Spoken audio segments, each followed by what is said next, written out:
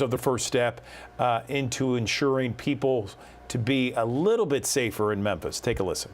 You know, I felt we're probably going to end up in court with this, because if the state government is not doing their job protecting the citizens, then the local government's probably going to have to step up and see what we can do. Okay, so this, if this resolution is approved by the Memphis City Council, the next step would require the city's vote at the next general election. That could take place in August of next year, and then if the vote passes, it goes into effect January of 2025. We will have someone at Memphis City Council today. We will keep you posted on that process. Just an awful situation here in Parkway Village, where a 2-month-old baby girl has died as a result of a crash, witnesses say, caused by a speeding driver who blew through a red light. 6 other people were hurt in this crash, including a 4-year-old and 2 10-year-olds. Memphis police say it happened Knight Arnold near Castleman in Parkway Village. Neighbors who performed CPR on the infant were devastated to hear she didn't make it. Memphis Police Department is asking for your help trying to find this man who stole tires off a disabled vehicle that was parked on I-55. Take a close look. Investigators say he stole the tires and rims from the car back on Friday. It was parked on I-55 near East Holmes Road. Investigators say the thief was driving a 2012 Mitsubishi Outlander with Tennessee tags BKB 5075. Also on the Memphis City Council agenda, they are working to find a place for several impounded cars, many of them stolen. For months, we've been telling you about the issue at the city's impound lot in Frazier. Memphis City Council working to pass an ordinance which would allow impound vehicles to be stored at private storage lots, freeing up space at city lots. Most stolen cars are taken to the city lot. It can be a hassle to get your car out of the crowded mess of metal and tires. One Shelby County homeowner is charged with reckless endangerment after his involvement in a shootout with a group of car thieves. According to the Shelby County deputies, Victor Luna said he closed his eyes while shooting at 5 suspected thieves because he was scared. Investigators recovered nearly 30 bullets from the shooting that happened Saturday night on Blue Lake Lane. I told the detective, yeah, I was nervous. I wasn't trying to kill nobody. I was trying to keep my life and my family's life safe. The suspects were able to get away. Deputies say no one was hurt. All right, the Shelby County Commission reviewing a $350 million local tax deal that is needed to remodel the Mid-South's only Level 1 trauma center. We're talking about Regional 1. Hundreds of millions of dollars in upgrades to Regional 1 are on the line. Commissioners will talk about other potential upgrades for the hospital at their meeting at the end of the month. But right now they're debating how to fund the remodel, like increasing the property of wheel taxes. If we don't support it, we're looking at twice as much expense over a period of time because of the failing infrastructure. So commissioners, that's on our backs if we don't find a way to fund it. County commissioners are also approving urgent repairs at Regional 1 for patient rooms, elevators, and lighting.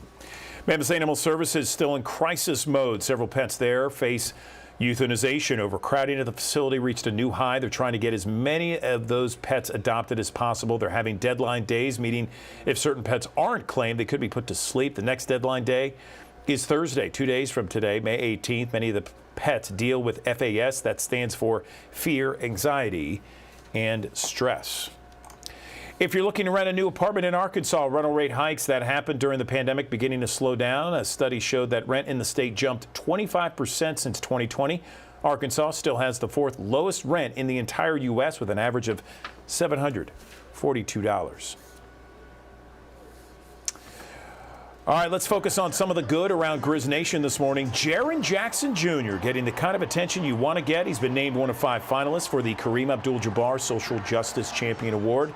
The other finalists include Golden State Steph Curry, San Antonio Trey Jones, Phoenix guard Chris Paul, Boston's Grant Williams. All right, I want to show you this here. Looking ahead, Bartlett Police getting ready to start construction on a new communications center. They're holding a groundbreaking ceremony this morning at 8:30. It'll be at the new location on Appling Road. Local politicians as well as members of Shelby County 911 Board will be there. All right, let's talk about the Memphis Showboats. After losing their first 3 games of the year, the Showboats are now the winners of 2 of their own. The last win, it was very impressive. They beat arguably the best team in the USFL, the only previously undefeated team, New Orleans, Breakers, and Memphis went on the road and beat them 17-10 for the second straight week. The Showboats defense showed up big time. Defense creating turnovers, picking up the offense when we needed it. Yep.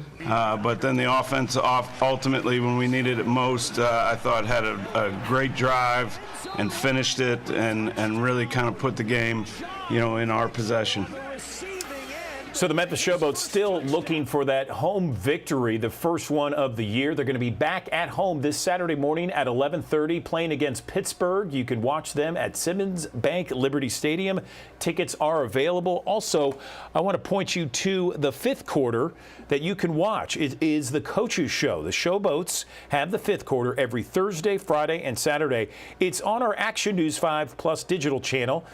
It is Thursday nights at 8 o'clock, Friday afternoons at 3:30, and Saturday mornings at 10 o'clock. Good morning, everyone. Andrew Douglas in the Action News 5 digital desk. Inflation and interest rates, they are still running hot, leaving many consumers hesitant to spend money on items and activities that they truly love. And there's also concerns of a recession, if we're headed towards one, if we're in one right now. Let's bring in a smart shopping expert, Trey Bodge, to talk more about consumers and their spending habits, what they're concerned about. Trey, good morning. Let's talk about the latest spending trends and the challenges that Americans face right now. So thank you so much for having me. This is such an important topic. Obviously, as you said, inflation continues to arise, and what we are seeing right now is a bit of a spending slowdown year over year, and then from March over February, month over month. Consumers are keeping their wallets a little bit closer. They're spending less. But of course, at the same time, we're heading into summer. We're wanting to travel. We have all these gifts to give: Mother's Day, Father's Day, grads, weddings. And so it's a tough time because consumers want to spend, but may not have the money to do so. And we're obviously avoiding debt as well because debt is more expensive. So it's a little bit of a tricky time financially for many Americans. Yeah, no question about it, Trey. And I was just going to ask you, I mean, we got Mother's Day this weekend. Next month, we have Father's Day. Got a couple graduates in my family, got to get gifts for. How do we stay on budget with all this stuff? So that is a great question, and that is really the key point here. We want to stay on budget. So I would suggest taking a couple minutes and taking a look at your budget, seeing if there's wiggle room, and then getting a sense of how much you can spend per person, and then planning your gift giving accordingly. The other thing that I would say is look for ways to save. Because this is such a big gift giving time, a lot of retailers will be offering sales. And so you should take advantage of looking at your favorite deals site to see if you can maybe get a coupon or earn some cash back. And then also don't ignore your memberships. You might have discounts coming that you don't even know are there. So for example, if you're an AARP member and you haven't bought some flowers for mom yet, there are amazing discounts with FTD. You can save 25% site-wide right now. And there are ways to save additionally on select bouquets by using code AARP30 or AARP40 to save on select bouquets. So by taking those extra steps, you can save significantly. I like those ideas, memberships, coupons, that sort of thing. What about celebrations? Going out and trying to fight the crowds on Mother's Day is something that nobody wants to be a part of. And I understand that maybe celebrating at home might be a better option. Tell me more. Yeah, so I love that. I mean, I am not one to go out and fight the crowds on Mother's Day either. And obviously, sometimes there's a prefix menu and there aren't things on there that everyone wants. And so I say celebrate at home. And a great way to do that is to do it collaboratively with the people around you. Have a potluck. Everyone loves to show off their favorite or their famous cookie recipe or their chili recipe. Have everyone bring something. And that obviously impacts the amount of time that you're spending to plan, and also the amount that you're spending as well financially. So that's a really good way to lighten the load and have a great time at the same time. So after we get all this, Mother's Day, Father's Day, graduations, we're still trying to keep to that budget, stick to it as much as possible. And sometimes your health and health checkups might get in the way of that, or at least you don't want to initially spend for something like that. How can we stay on the budget but yet still pay attention to our health to keep it at optimal levels? Right. So throughout the pandemic, so many people stopped going to the doctor. Obviously, we were afraid to for a while, and then we just kind of put those things on the back burner. So I'm suggesting to everyone to get back on that schedule, get your regular checkups, because obviously health problems are more expensive than being healthy, right? And then I would also say, if you're interested in maybe getting your hearing checked or your eyes checked, these are very important things as well. And if you happen to be an AARP member, there are ways to save on both of those areas. So believe it or not, there are ways to save on your health care as well. And so you really want to keep up with those appointments and then make sure to get your hearing and eyes checked at the same time. Anything else, Trey, before we let you go? This has been some great ideas and suggestions for people. Yeah, so the last thing that I would say, because interest is so high, it's really important to try to avoid credit card debt, because debt becomes more expensive when the interest rates are high. So try to stay within your budget when you're buying these gifts or hosting these gatherings, and you'll be much better for it. All right, Trey Baj, a smart shopping expert there. We really appreciate you joining us here on the Digital Desk. Thanks for the recommendations and suggestions. Appreciate it. Thanks so much for having me.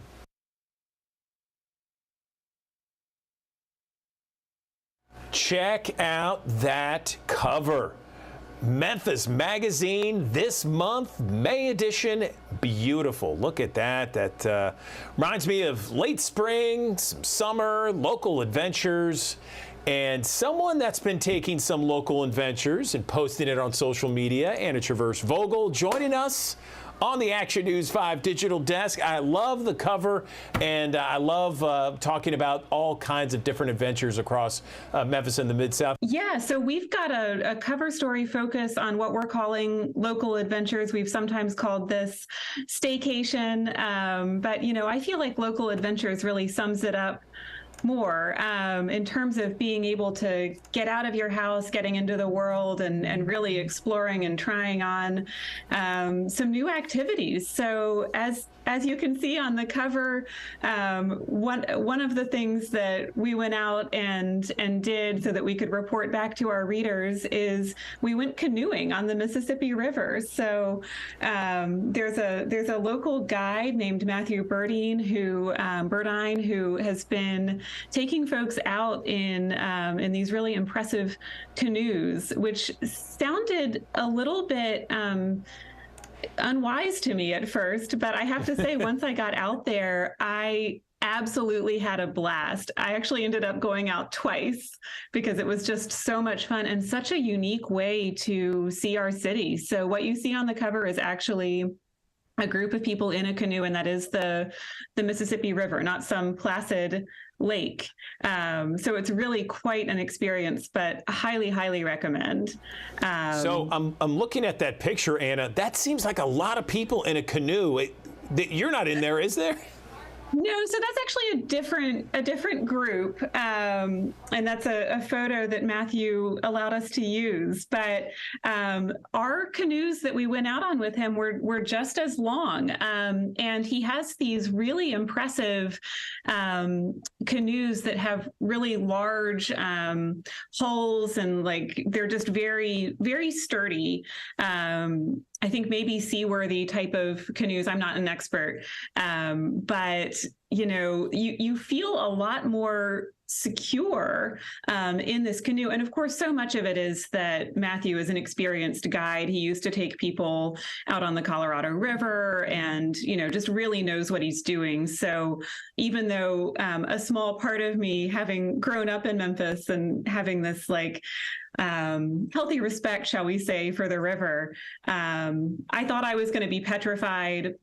As soon as we actually got out there, I was like, this is amazing. I had such a good time. It was almost like giddy making. Well, you sold it well in your social media post talking about it. I'm totally sold on it. And being an Eagle Scout myself and gone canoeing plenty of times, not only just with me, but also with my son, who's also an Eagle Scout. I love the outdoors, and I love all kinds of different things, including canoeing. So I'm really interested to read it and I grew check up it out. canoeing on, smaller rivers and lakes. So, the motion of the paddle feels very familiar, but it just would never have occurred to me to go canoeing on our river here. So it really did sort of reintroduce me to my own hometown. And, what Matthew talks about is like some places have a vertically grand world, like mountains or the Grand Canyon or what have you, but our part of the country, the Delta, has a horizontally grand aspect to it. And so I thought that was a really unique way of seeing where we've been living all this time. Yeah, I that would be ambitious to canoe the Mississippi River. I'm with you, though. I would definitely. And he's actually done the whole that thing. is intense. So a few years ago, apparently he canoed all of it. I don't know that I'm up for that just yet. Yeah, no doubt, no doubt. All right, so Anna, tell us more about the magazine, because we got the adventure pages here. What else? Yeah, absolutely. So also in our local adventure section, we didn't just go canoeing. We also sent our writers out to do all sorts of fun stuff. So Frank went out and did some rock climbing at Memphis Rocks in Soulsville. We went out to some listening rooms, over to the Botanic Gardens, a baseball game at AutoZone Park, just all sorts of different things that you can do to get active in Memphis this spring and summer. And then we also have a story in this issue about pet rescue. So, we talk to people who are doing several different kinds of pet rescue. All of my animals are rescue pets who have come to me one way or another, but we just sort of compiled different groups who are involved in local animal rescue.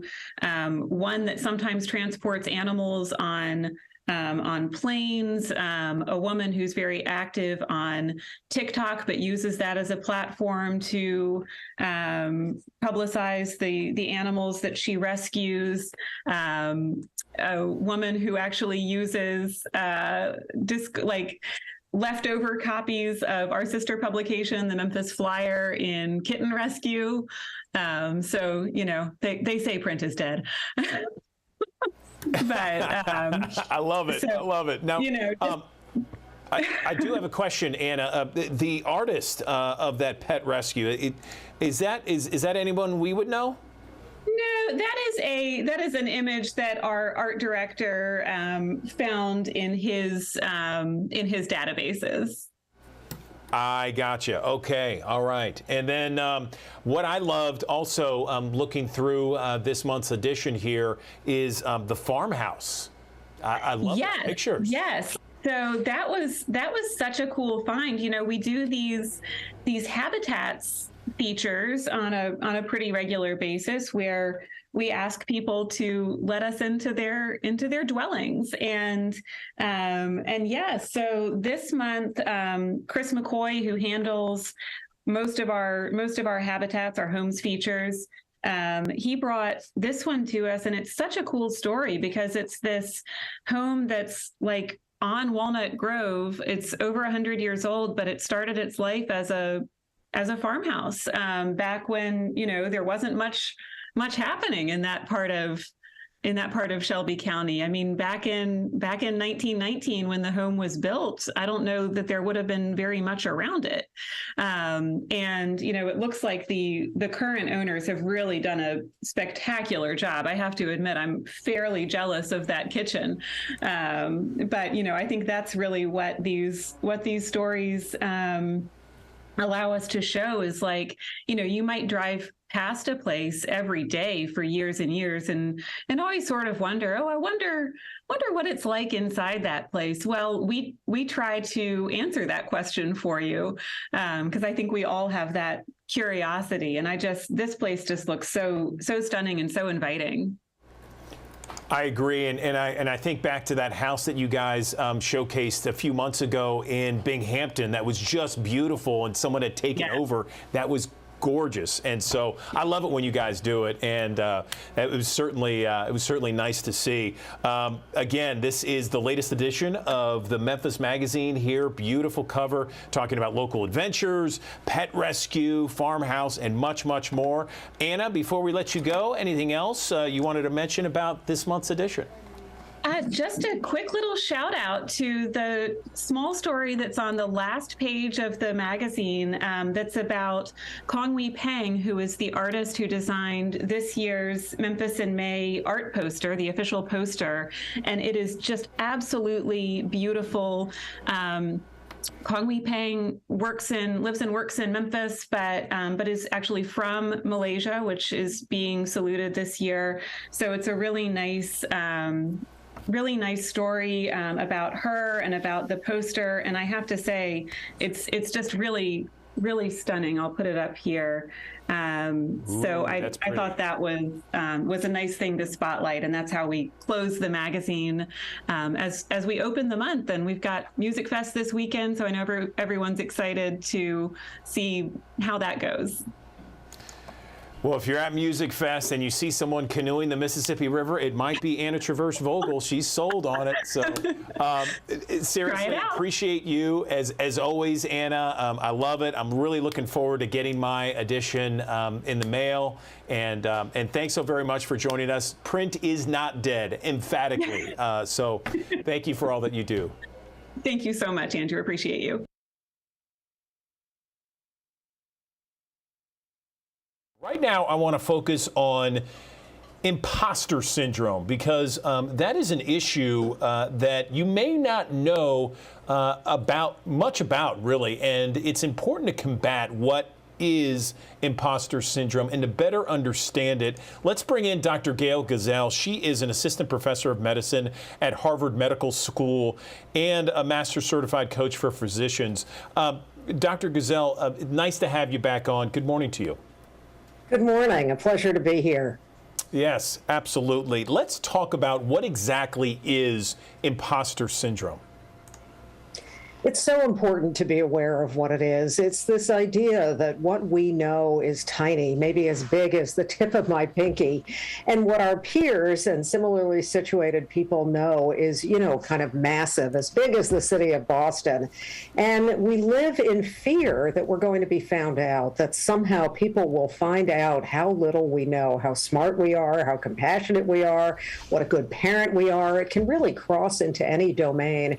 And when they find out, we are going to be the laughing stock of our institution or even of our community. We're going to be found out as a complete fraud.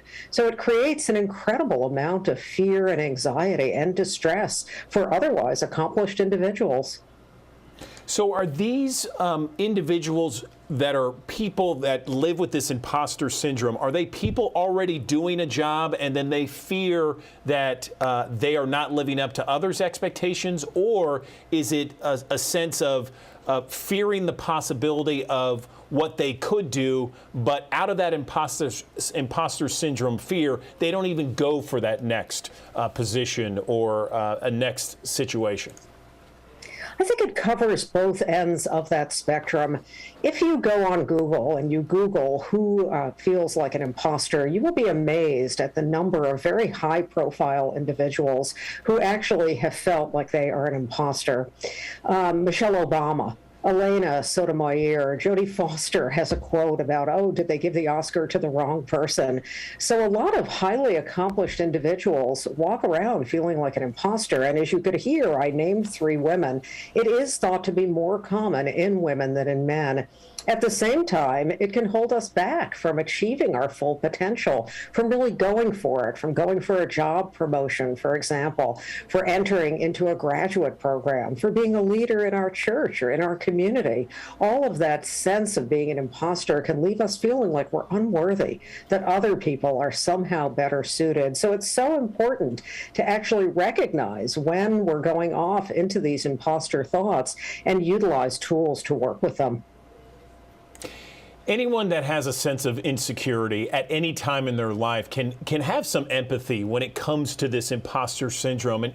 And is that thought and that syndrome, is it ignited by insecurities in the past? Where does it come from?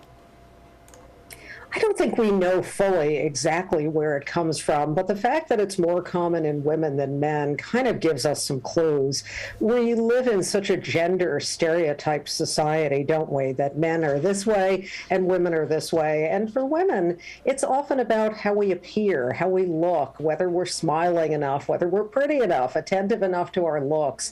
And that can actually create a sense of insecurity, a sense that there's something that isn't really intrinsic to me that people are seeing as my worth. So I think that's an important factor to think about when we look back at the development of the imposter syndrome. Bottom line, though, it's incredibly common in otherwise very highly placed and accomplished people who I think, as many of us walk around, we would never suspect that they themselves are accusing themselves of being an imposter. No question. So let's talk about ways to combat this, because according to the research out there, 10,000 to 20,000 thoughts our human brain has every single day. And gosh, I mean, I guess that could range in all kinds of different directions. But how do we combat imposter syndrome? Well, that's the important question, isn't it? And I think you're right on the mark. We need to get to know our own thought patterns. As you say, the human mind is a thought-producing machine, tens of thousands of thoughts per day, many of which are incredibly useful. But when we begin to pay attention more with a mindful attitude of attention, we actually begin to see how many of our thoughts are not useful, not helpful. Self-accusatory thoughts like, I'm an imposter, people will find out that I'm not worthy. And so one really important strategy is getting to know your own thoughts and realizing that while these thoughts are appearing in your mind, you don't have to believe them all. You actually can question them. You can pause and question, well, how do I even know that I'm an imposter? What's the data that I'm utilizing to make this assessment? And then all of a sudden you can realize that it's actually a little bit laughable, that your mind has created this fictional story of being an imposter really on almost no data and certainly no objective data. So I think that's really important to apply very practical mindfulness tools to getting to know our own thoughts. Yes, absolutely. I'm fascinated by this because absolutely mindfulness is key. What about other ways outside of one's self? Are there people, are there family members, perhaps professionals that someone could go to let them know or reassure them that they're not an imposter?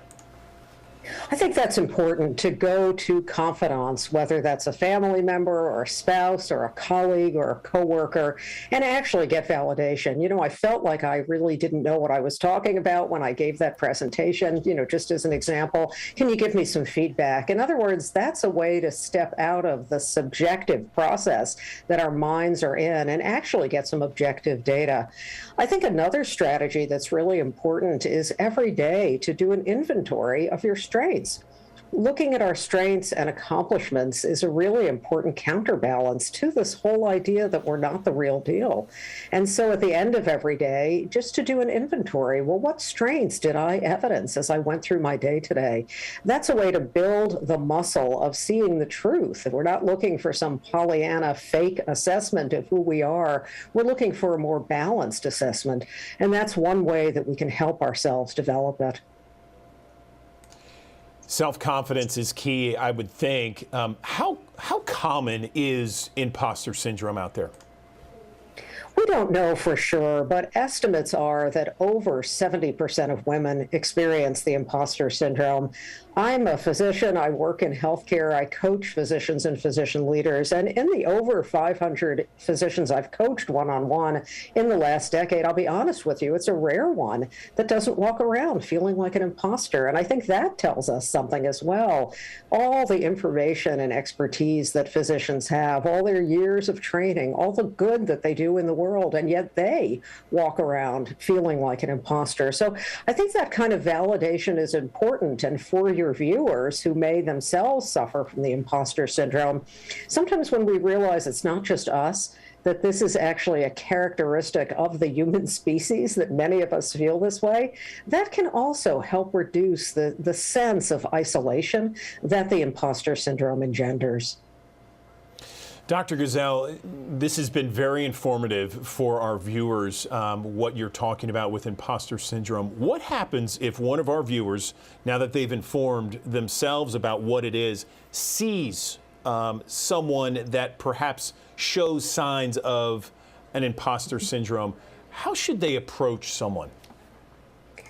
I think that validation is extremely important. So perhaps to say to that individual, gosh, I can see how troubling this is. I can see how it kind of keeps you acting small in your workplace and in your community. And I want to share with you that I myself have felt like an imposter. So I'm saying that as Gail Gesell, a Harvard Medical School assistant professor. But I think that's something that we can lend to others who are experiencing this. Simply validate that we too experience this, or that, people in high places experience this. I think, again, that decreases that sense that the mind has that it's just us. And so that can lighten the load and actually make one question, step into curiosity. Well, do I even need to feel this? Do I need to keep kind of lording this over myself, so to speak? And is it really helping me in any way? Great information, Dr. Gesell. Anything else you want to mention before we let you go? I have a free guide on my site, if that can be helpful to your viewers, www.gailgesell.com. It's called Imposter No More, where I share some of the tips that we spoke about today. So it's free. If that can be helpful to your viewers, please feel free to download it. Dr. Gail Gesell, Assistant Professor of Medicine at Harvard University. Thank you so much. I really enjoy our conversations. I feel like I learn a lot more after talking with you about the topics that we discuss. So I really appreciate it. Thank you. Thank you for having me. Amanda Hansen back here at the Action News 5 digital desk. And this morning we want to talk about shingles. A lot of times I think people believe that this happens in older people, but if you didn't know, it can happen in younger people too. And so joining us now to talk more about this is Dr. Cyrilyn Walters with Regional One Health. Good morning, doctor. How you doing? Good morning. I'm good. How are you? I'm doing well. I'm glad to be talking with you because I think this is such an interesting topic. And one reason why, my sister, she's in her early 30s, recently had the shingles, and she was like, I had no idea at this age that I could get that sort of thing. So I felt like this is such a great topic to talk about a little bit more. So I guess first off, let's just talk about what shingles is. Okay, so shingles is actually what we refer to as herpes zoster. And so this is an infection that you can get from having a prior infection with chickenpox. It comes from the same virus. And so when you had chickenpox, that virus remained in your body, but it remained dormant or inactive. And for various reasons later in life, then you reactivate that virus and it causes shingles, which is a rash similar to chickenpox, but it's in one area of your body on one side that causes the same blistering, rash, and burning that you may have when you had chickenpox in the past. Are there things that can trigger shingles in individuals, such as stress, something like that? It's a theory that stress may induce shingles. One of the things that we do know is that shingles reactivate when your body's immune system is at its lowest. And that's why we tend to hear, you don't get shingles until you're older, because when you're a young child or when you're an older adult or past the age of 65, your immune system starts to weaken. And so now that we're seeing it in people that are under the age of 50, there is some concerns about, multifactorially, whether we have younger people that are sicker, And so they have some reduced immune system or other stressors that cause your immune system to be lower at that time, including COVID that we just went through the pandemic. That's a good point with COVID. Who's most at risk, though? We've kind of touched on, a lot of times people see this in older people. Are those the ones that are most at risk? So those and anyone who has a weakened immune system. So about 1 in 3 of us will get shingles in our lifetime. And the ones who tend to be the most at risk are people who are over 50. And that's why the vaccines are recommended for that age group. And then anyone that has any type of immunity or weakened immunity. So from various diseases, like say HIV, if that was uncontrolled, children that have, immune disorders, or even adults with cancers and things like that, that may have weakened immunity. It makes sense. Thank goodness there's the chickenpox shot that's now available. They didn't have that when I was a kid, and I remember my mom would take me around kids that had the chickenpox so I would get it at a young age. So I guess let's talk about some of the signs, symptoms that people need to look out for and maybe would alert them that maybe this is what they have. So the first thing that people tend to feel is like a burning, almost like an internal itch in an area of their body. It can be the trunk of your body. It can be on an arm, a leg, or a face. And so that's the first thing you started feeling without seeing the rash. About 5 to 7 days into that is when you start seeing kind of the fluid-filled rash that we come so comfortable with for chickenpox. And, of course, chickenpox is not as common. So there may be some people who've never actually seen the blistering rash, but it then blisters up in that same area, one side of your body, and over time, then that crusts over like you would have with a typical chickenpox. Some people may end up having fevers associated with it or abdominal pain, but the primary problem is the rash on one side of your body. My sister, she immediately was she felt like it was that nerve pain. I mean, she said Yes. It was horrible. She ended up, she's not one that would just go into the emergency room. She ended up in the emergency room wanting to know what was going on. And then, of course, a few days later, that's when that rash appeared and it became evident that that's what it was. But at first it was kind of like, what is this? And she's a nurse, which is interesting enough. But I know we touched on this some, but younger people, why is it, you think, that more younger people are getting shingles like this? I know we mentioned the stress. Is that kind of, and just the weakened immune system, is that kind of really what it's all about?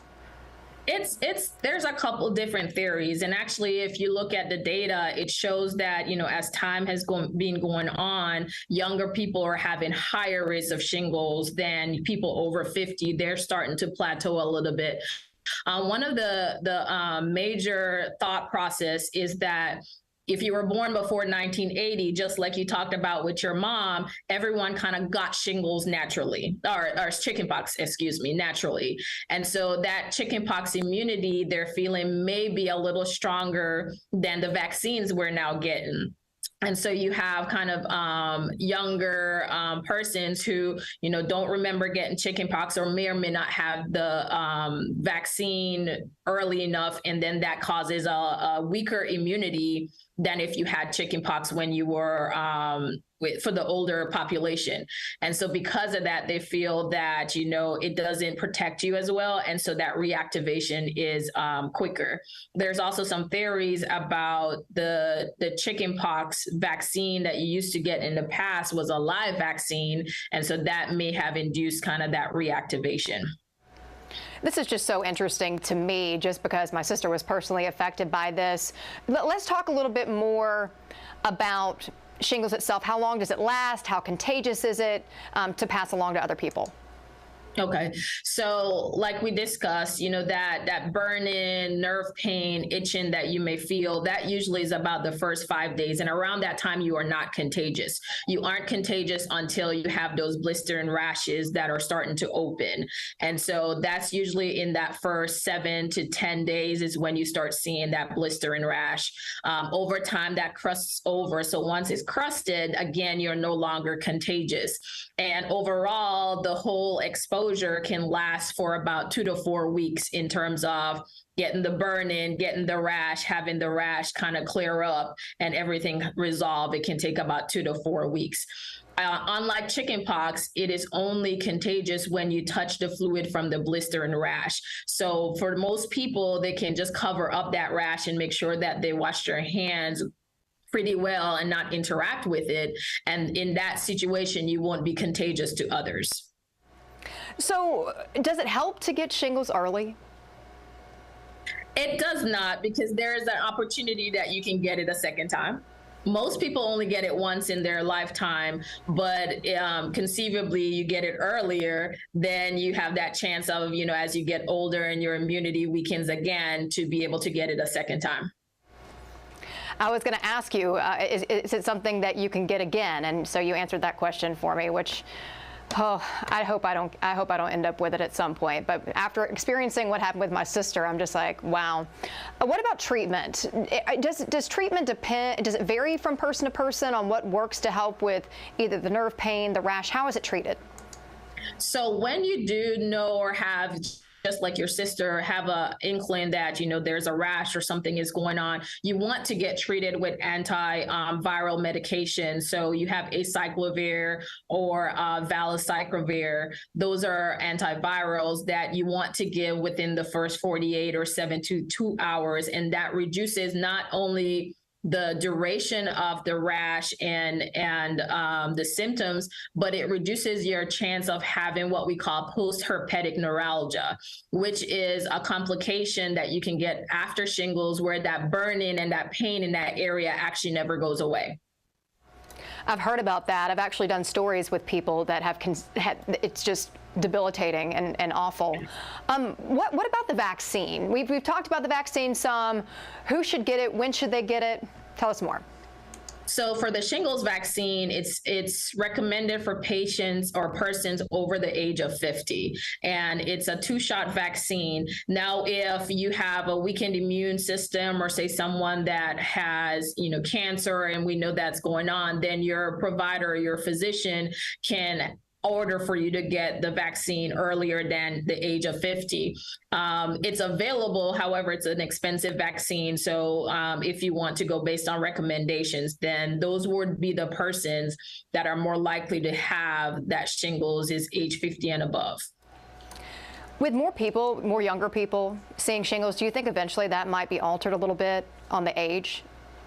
It could be, because initially it was actually 65 and above, and so they reduced it to 50. And like we talked about, the data is showing that patients or persons over 65 and 70, the number of persons getting shingles have kind of plateaued, so it's not getting any higher. But the numbers that are going up are mostly in the people in the 40 to 50 range, and of course the younger ones are starting to go up. So I think if that trend continues, you might see the recommendation continue to drop.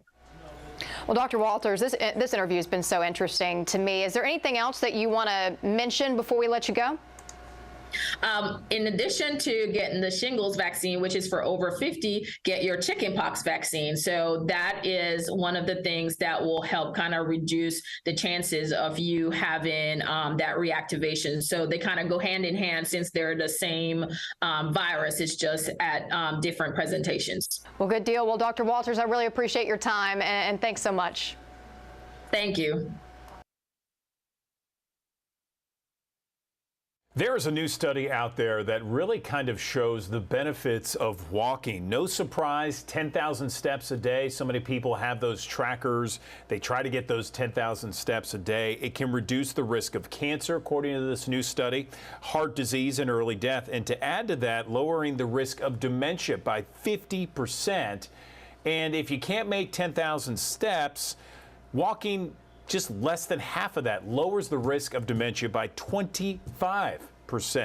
Amazing stuff from this new study out there. Let's bring in Dr. Alicia Jones to explain more of the benefits of walking. Dr. Jones, great to see you again. Let's talk about this, because we have this new study out here, and we always hear, okay, you got to get 10,000 steps a day and all this stuff. But you don't even need to get 10,000 steps in order to really kind of benefit from walking, right? Right, that's true. And that's exactly what, this study just was able to prove. Even like, as you said, getting even less than half of that can be proved to be quite beneficial for people. So let's talk about some of the common benefits. Mm-hmm. So some of them you touched on, but overall, walking is going to be good just for general health, but it can help lower blood pressure, lower blood sugar, lower cholesterol. It can certainly help with an energy boost, or even help people sleep better at night. My wife and I, we've seen something where if you walk after dinner, you just walk for a little bit after dinner, maybe 30 minutes or so, it dramatically reduces blood sugar levels and does a number on all kinds of health benefits. Absolutely. What do you recommend that to your patients, that you just kind of walk 30 minutes a day at least? I do. And, I even say, especially for those that have not been physically active for a very long time, you can start out with half of that, or start out with 20 minutes. And it doesn't have to be, at this race-like pace. You want to do something that, yes, is going to be able to get the blood flowing, get your heart pumping, but you want to be able to sustain that, at a safe pace, for an extended period of time. And you're going to just have to work your way up to being able to go for 30 minutes or go for an hour or an hour and a half, depending on what the goal is. Something I found interesting, Dr. Jones, about this study was talking about how walking influences the risk of dementia. Can you comment a little bit about that? Because dementia is something that a lot of older people unfortunately come down with, and a lot of times it'll turn into Alzheimer's, and it's just a mess. Right. So, dementia is an illness that can affect, right now it affects over 55 million people worldwide, but, dementia is this umbrella term, right? Kind of similar to heart disease. Alzheimer's disease is what falls underneath that umbrella. It's the leading cause of dementia. And what this study, found was just that, with walking, you can certainly reduce your risk of developing dementia. And it doesn't have to be long amounts of walking. It doesn't have to be, this strenuous amount of walking, but it's something that, is easily obtainable, something that's easily obtainable for people to do.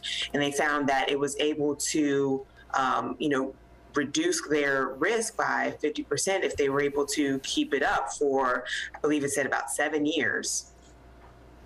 That's incredible. And, that's one of my worries. I mean, my dad has been diagnosed with Alzheimer's, and so we're, my family's taking care of him. And so, I've been reading a ton about, that disease, and anything that can help brain and cognitive functions, I'm all for. And it just sounds like, if you take care of yourself and you just keep moving, no matter what it is, even if it's just walking, is so beneficial. And it looks like it's even more beneficial. Well, I guess women are more common to come down with dementia, so it would help them more, right?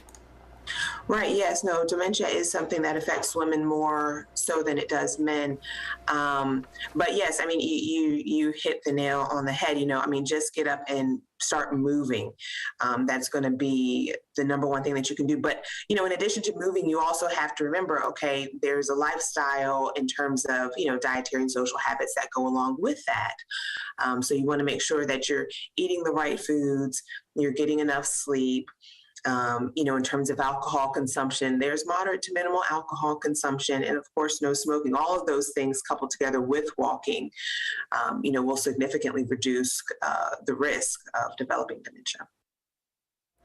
What are some of the other ways that we can keep our brain sharp? Because, again, a lot of people, worried about, those kind of cognitive functions. I often encourage a lot of my patients to get into stimulating brain games. Some of them like to do Sudokus. And it was one of the puzzles that my grandmother loved to do was those type of puzzles, but crossword puzzles, any type of brain stimulation that's going to cause you to, that requires problem solving or puzzle solving. Any of those things are going to be good to do. But just, social interaction is also good for your mental health as well. So getting involved with different organizations or community groups or just volunteering, that can be quite helpful.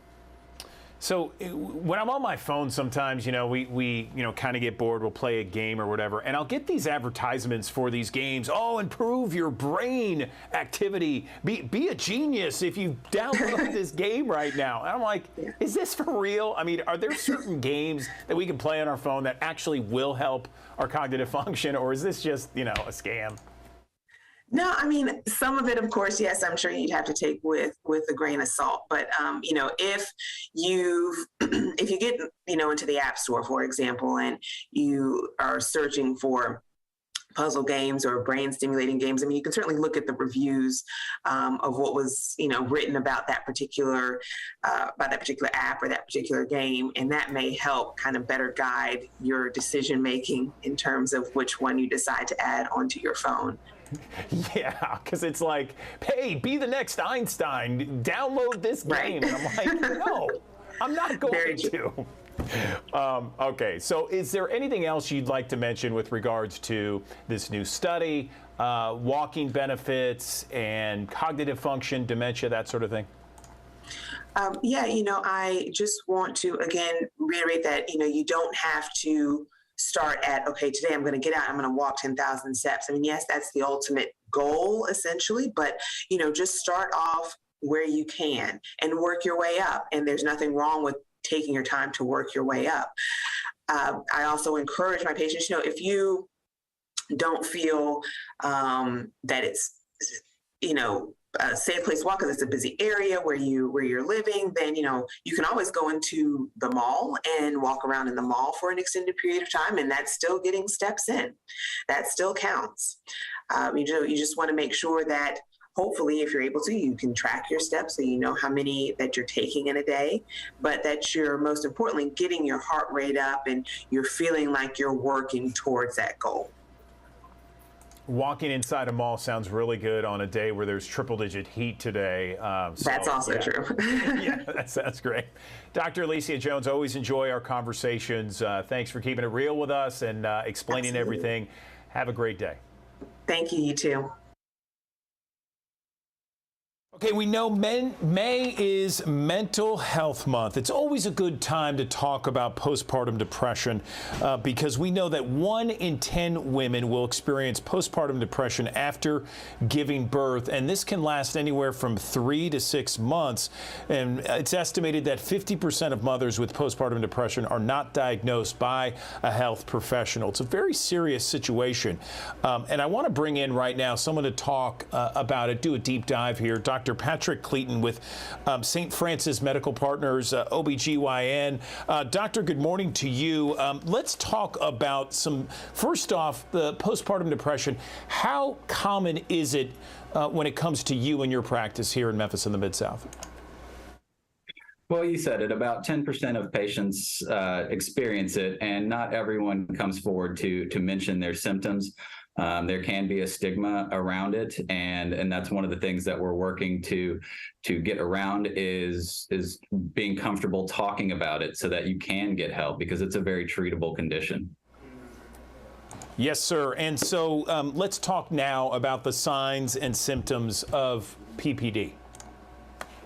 So the main thing is depressed mood beyond what's normal. Also feeling tired, which is pretty common during the postpartum period. But when it gets to that point that you're not able to do the things that you need to do, such as taking care of yourself, taking care of your baby, when those things start to feel like a struggle, that's when it gets to the abnormal. When you start losing interest in normal activities that you used to take interest in, like going for walks, when you start noticing disturbances in sleep, such as insomnia, sleeping all the time, just not feeling interested in things. And those are the signs. And when you start to not feel like yourself for an extended period of time, beyond what you would expect for just taking care of a newborn, then that's when it starts to become something that we need to address. So when a woman comes into your office and you see these signs and perhaps symptoms of postpartum depression, what's the treatment that you recommend? So there's really kind of three main things that we discuss, which is the first one is counseling. Just talking through some of these issues, working through some of these issues is usually the opening treatment, and not everybody wants that. So the next line would be using antidepressant medication. That medication is considered safe even if patients are breastfeeding, so it's a good option. And then the third option would be using both of those together, and that seems to get some good results for folks to talk about things and use medication to help level out their moods and address their symptoms. So if there are perhaps people that are going to be expectant mothers or someone that's trying to have a baby, is there maybe some guidelines that you just kind of counsel someone that is trying to get pregnant? I mean, is that too early? Well, one of the biggest risk factors is somebody who has a history of depression prior to pregnancy. They're potentially predisposed to becoming having depression episodes in the postpartum. So that would be one thing that I would counsel them. If this is something you've dealt with in the past, depression, anxiety, you're concerned that your support network is not adequate, those would be things that I would want to address and make sure that we've gotten the support network, we've gotten a counselor on board prior to actually getting to that point where it's 4 weeks into the postpartum period and we're starting to unravel. If we can address these and get those things set up beforehand, obviously we're going to do better in the postpartum period. Doctor, we have thousands of people that join us each and every morning on the Action News 5 digital desk. Is there anything else that you want to mention when it comes to postpartum depression, expectant mothers, mothers who have given birth, and May being, Mental Health Awareness Month? Again, it's going back to what I said initially about the stigma. This is a very common thing. It's very treatable, and it's something that it does rely on the patient to bring these issues up, as we do ask about it during, of course, all our postpartum visits. But if you say, no, everything's fine, and just kind of gloss over it, then it's hard to know. It doesn't always have the outward signs like some of the physical things. But if we're able to have that conversation, then we can address these issues and we can get you back to hopefully being more of yourself and living your normal life sooner rather than later. Okay, Dr. Patrick Clayton, OBGYN with St. Francis Medical Partners. Appreciate the conversation, sir. Thanks very much. Thank you.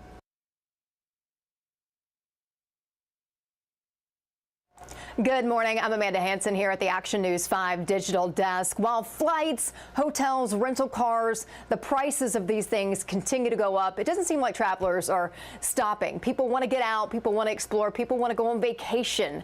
And so, with that comes expenses. And a recent survey from pay over time provider Affirm revealed that the majority of Americans still plan to be traveling.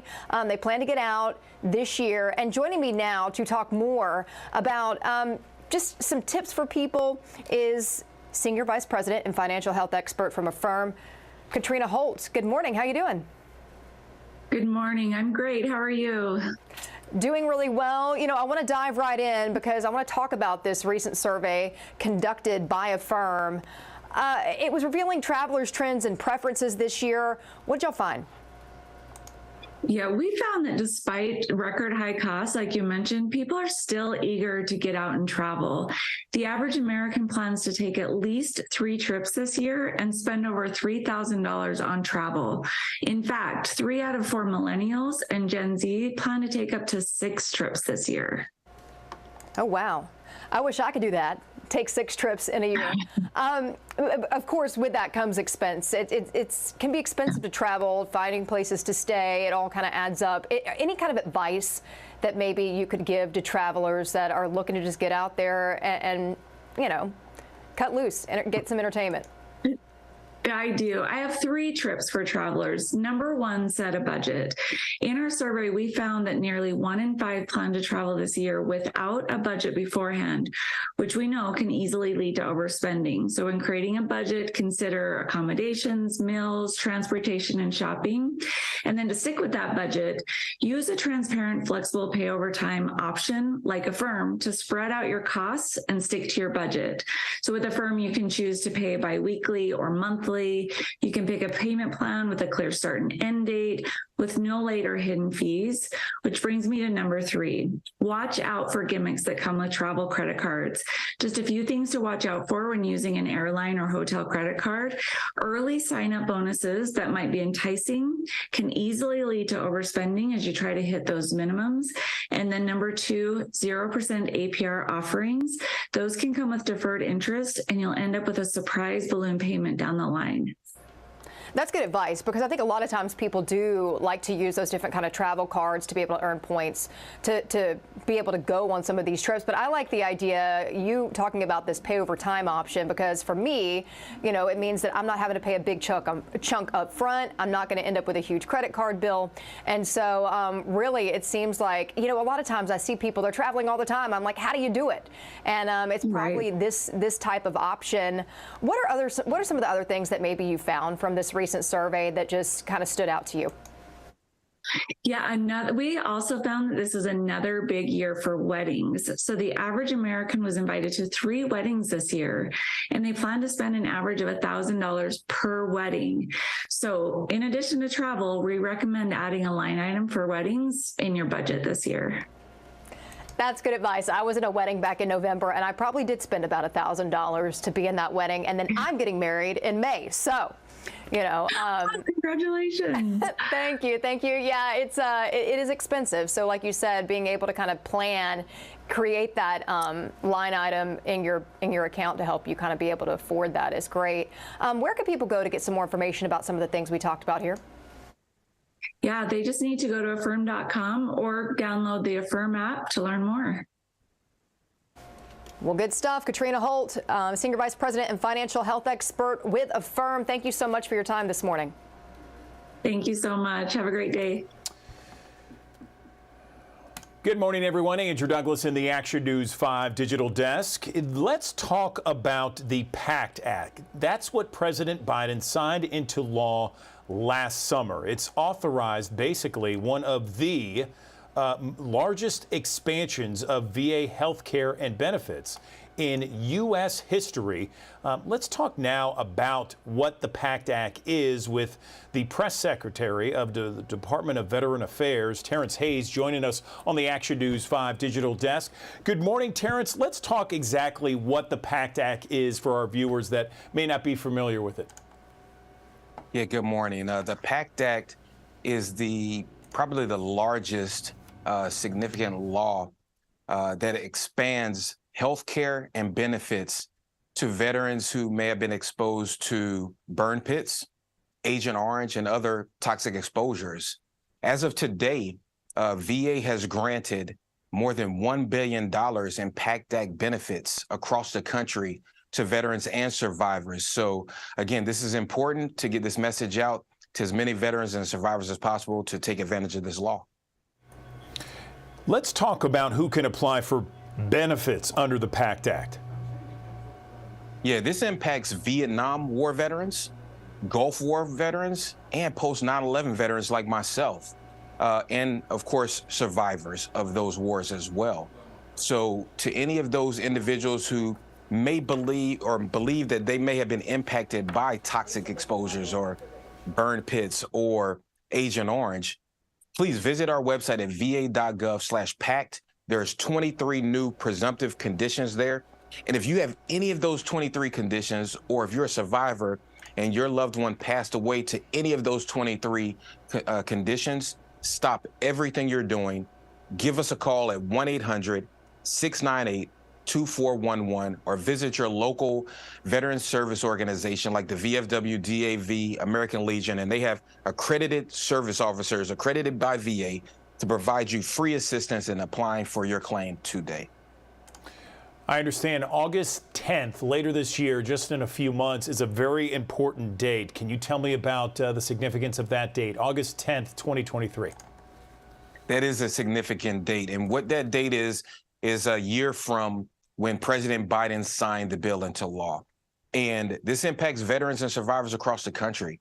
If you apply for your benefits before August 10th of this year, you have the potential to receive backdated benefits to when the president signed the bill into law. So there is a sense of urgency for all of us to ensure that our veterans and survivors have this information so they can apply for those benefits now and get those backdated benefits from when the president signed the bill into law last year.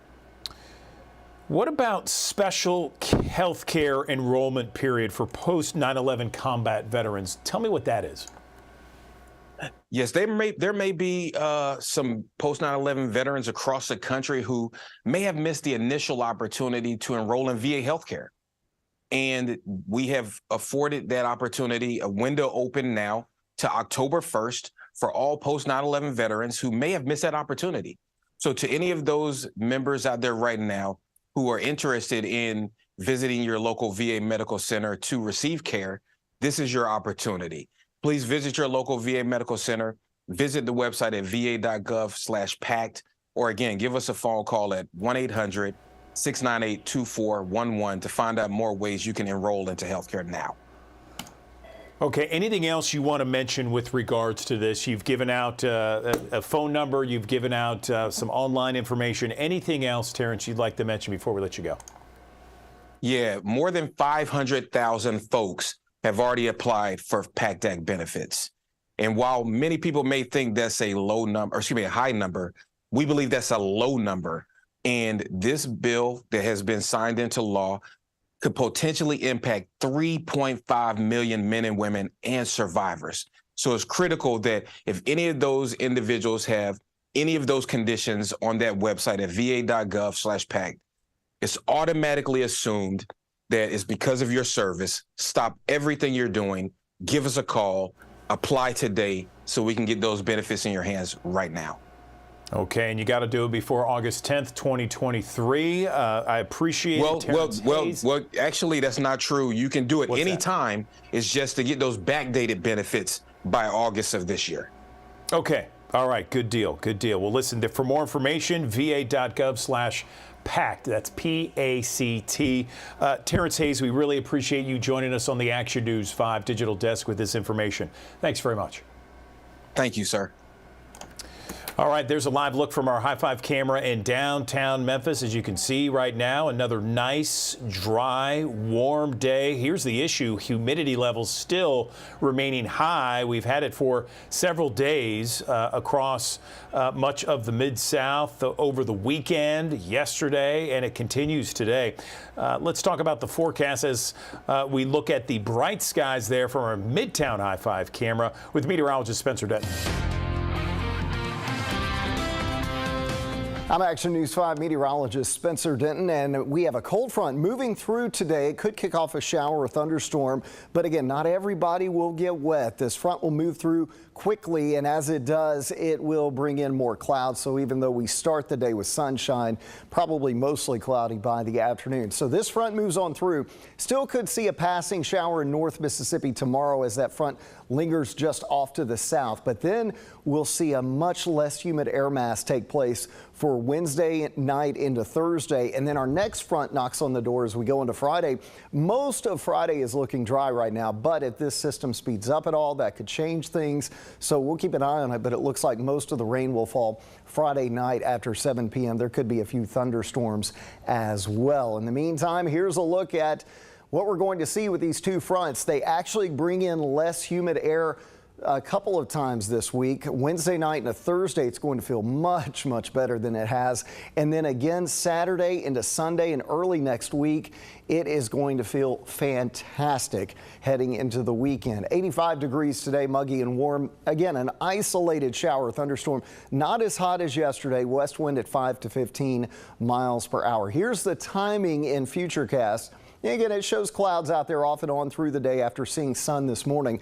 And then as we go through the evening hours, 4 to about 8 p.m., a pop-up shower or thunderstorm really possible anywhere across the Mid-South. Then as we go into tonight, tomorrow, we'll see just an isolated shower. Otherwise, temperatures drop into the 60s and then only in the mid to upper 70s tomorrow. So that's one reason it will feel cooler. Temperatures will be lower, plus we'll talk about that lower humidity as well. Now, Memphis in May activities, the World Championship Barbecue Cooking Contest.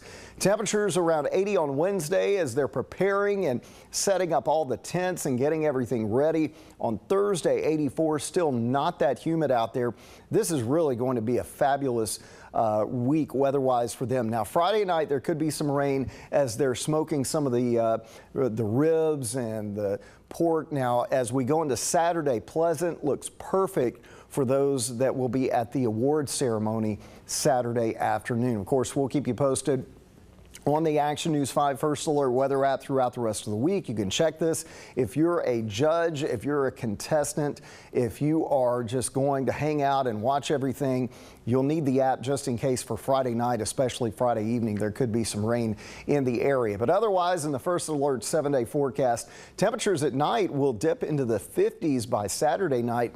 It's going to feel fantastic heading into the end of the weekend and early next week. A Shelby County homeowner is facing charges this morning after getting involved in a shootout with a group of car thieves. Stephanie Douglas has more on that. Saturday night on Blue Lake Lane, just after 12:30 a.m. I just finished taking a shower and I heard what sounded like fireworks. This unidentified neighbor heard a shootout that broke out with Victor Luna across the street and 5 accused thieves who were reportedly trying to steal Luna's 2015 Jeep Cherokee. Shelby County deputies say the suspects took off without the Jeep. Luna's wife told me she was told the bullets from Luna's gun went through several of her neighbor's walls and garage. It was frightening, and just the fact that it had traveled so far, because I mean the house is all the way across the street, and for that bullet to have gone that far and still had that much strength, I don't even know how to describe that. According to Shelby County Sheriff's Department, investigators recovered nearly 30 bullets along with several key fob programmers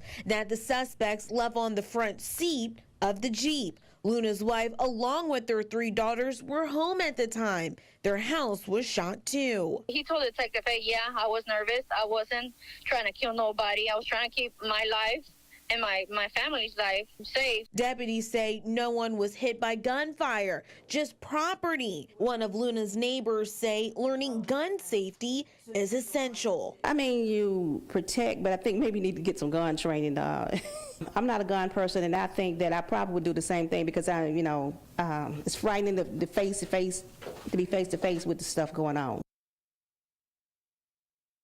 That was Stephanie Douglas reporting. Luna was arrested that night, charged with reckless endangerment with a deadly weapon. He appeared in court yesterday. His case is pending a rescheduled hearing.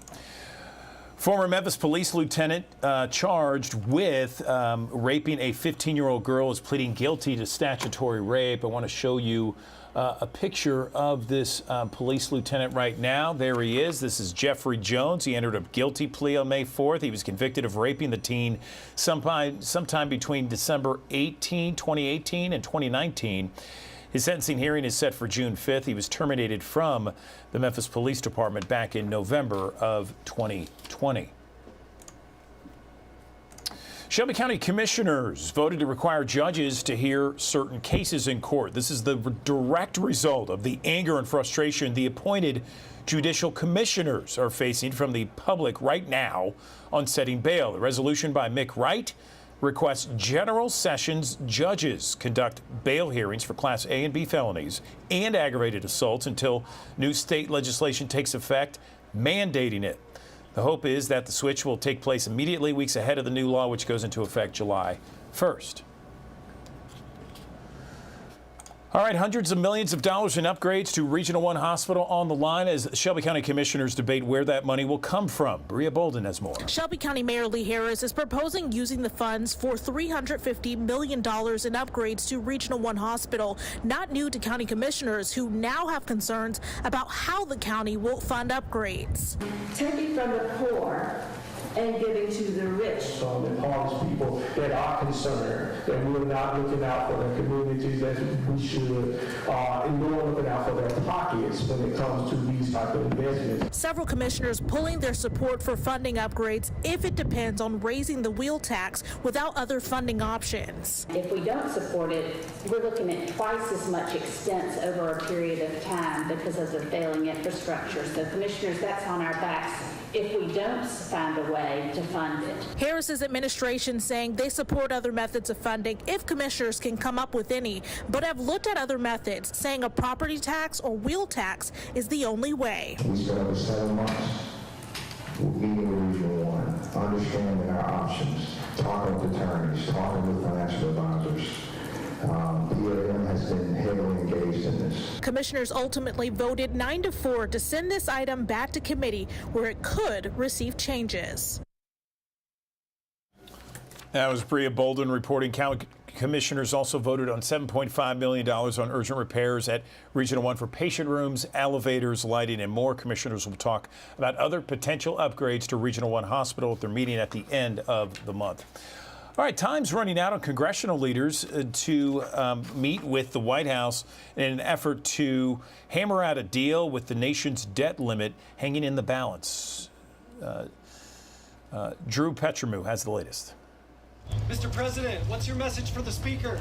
With the fate of the fragile U.S. economy in their hands, the president and top congressional leaders meet at the White House today. The Treasury Secretary says if Congress does not lift the debt ceiling, the federal government could run out of funding as soon as June 1st. Over the weekend, President Biden sounding optimistic. I really think there's a desire on their part as well as ours to reach agreement. I think we'll be able to do it. But publicly, the two sides appear far apart. Republicans are demanding spending cuts in return for their votes to raise the debt ceiling. Democrats accuse the GOP of holding the economy hostage. And Republican House Speaker Kevin McCarthy says no deal is in sight. I don't think we're in a good place. I know we're not. McCarthy says they need a deal by this weekend in order to get legislation through Congress without risking default. We just had our secretary say June 1st we could run out of money. We only have so many days left. It would be a catastrophe. No one should play with it. No one should flirt with it. No one should hold it hostage and say, unless you do this, we're going to default. The stakes are clear. What's not is whether lawmakers can reach a deal before time runs out. Drew Petremo, NBC News, Washington. Good morning, everyone. Andrew Douglas in the Action News 5 digital desk. Over the next 10 to 20 years, maybe even sooner than that, every business and government agency will use artificial intelligence in some form or fashion. How can workers and businesses prepare for the AI economy of the future? And what does it mean? There's a lot of people talking about this topic today. I've heard it for the last several weeks. And more importantly, there's a lot of concern about artificial intelligence and some of the negative things that could happen if we don't really get things under control. Let's talk with Jordan Crenshaw. He's a part of the U.S. Chamber of Commerce, Senior Vice President of Technology and the Engagement Center. Jordan, good morning to you. We understand that AI and AI technology is becoming more and more widespread. Are you concerned about some of the fears that some people have out there? I know that you've heard them as well. Well, good morning. Well, AI is transforming how we live and work, but nearly everyone is already using AI. So if you're using your phone to get directions, that's artificial intelligence. If you're looking at that next video you want to look at on a streaming service that's being recommended, that's artificial intelligence already making that recommendation. And AI is actually is going to be a game changer. It's going to have a $13 trillion economic impact globally. But broadly speaking, AI technologies offer great hope for increasing economic opportunity, boosting income, finding cures for diseases more quickly, and simplifying the lives of consumers. And for example, here in Memphis, FedEx is actually using a new AI suite of tools to help with supply chain issues and ease physical burdens on employees. But with any new technology, there does come risk and there comes concern. And that's why the U.S. Chamber of Commerce last year set up a bipartisan AI commission to come up with policy recommendations that we released recently on how do we regulate AI, how do we prepare the workforce, and how do we remain globally competitive. But all important questions. Certainly important questions. I agree with you. And I can see the advantages. You know, I think anyone can see the advantages of artificial intelligence, AI, and a form of it certainly we use on our smartphones each and every day. But more recently, and I know, you know, the chamber is more focused on technology and businesses and the good that it can do. I just think that the last few weeks, I have heard so much concern that people are worried that, for example, if AI is created and gets in the wrong hands, what do we do? Can you maybe enlighten us more about maybe some ways that government leaders and various business leaders, what they're doing to regulate AI? So our commission report makes a couple of recommendations here. First of all, government agencies actually already have the authority to regulate in the space of AI. In fact, if they're acting unfairly or deceptively, for example, the Federal Trade Commission could actually issue an enforcement proceeding against a company that's not acting in the best interest of consumers. At the same time, too, we've also seen NIST, which is the National Institute for Standards and Technology, and the federal government has developed a voluntary risk management framework that will get companies that want to do the right thing and develop trustworthy AI, gives them a roadmap to implement ethics and AI into their planning of development. So there are steps the government's already doing now, but we also recommend too in our AI Commission report, if Congress finds that agencies don't have the authority they need and there are particular problems where it's appropriate for new regulation, they should definitely take a look at new regulations that are in a risk-based approach. I appreciate that, Jordan. And thanks for enlightening me on that.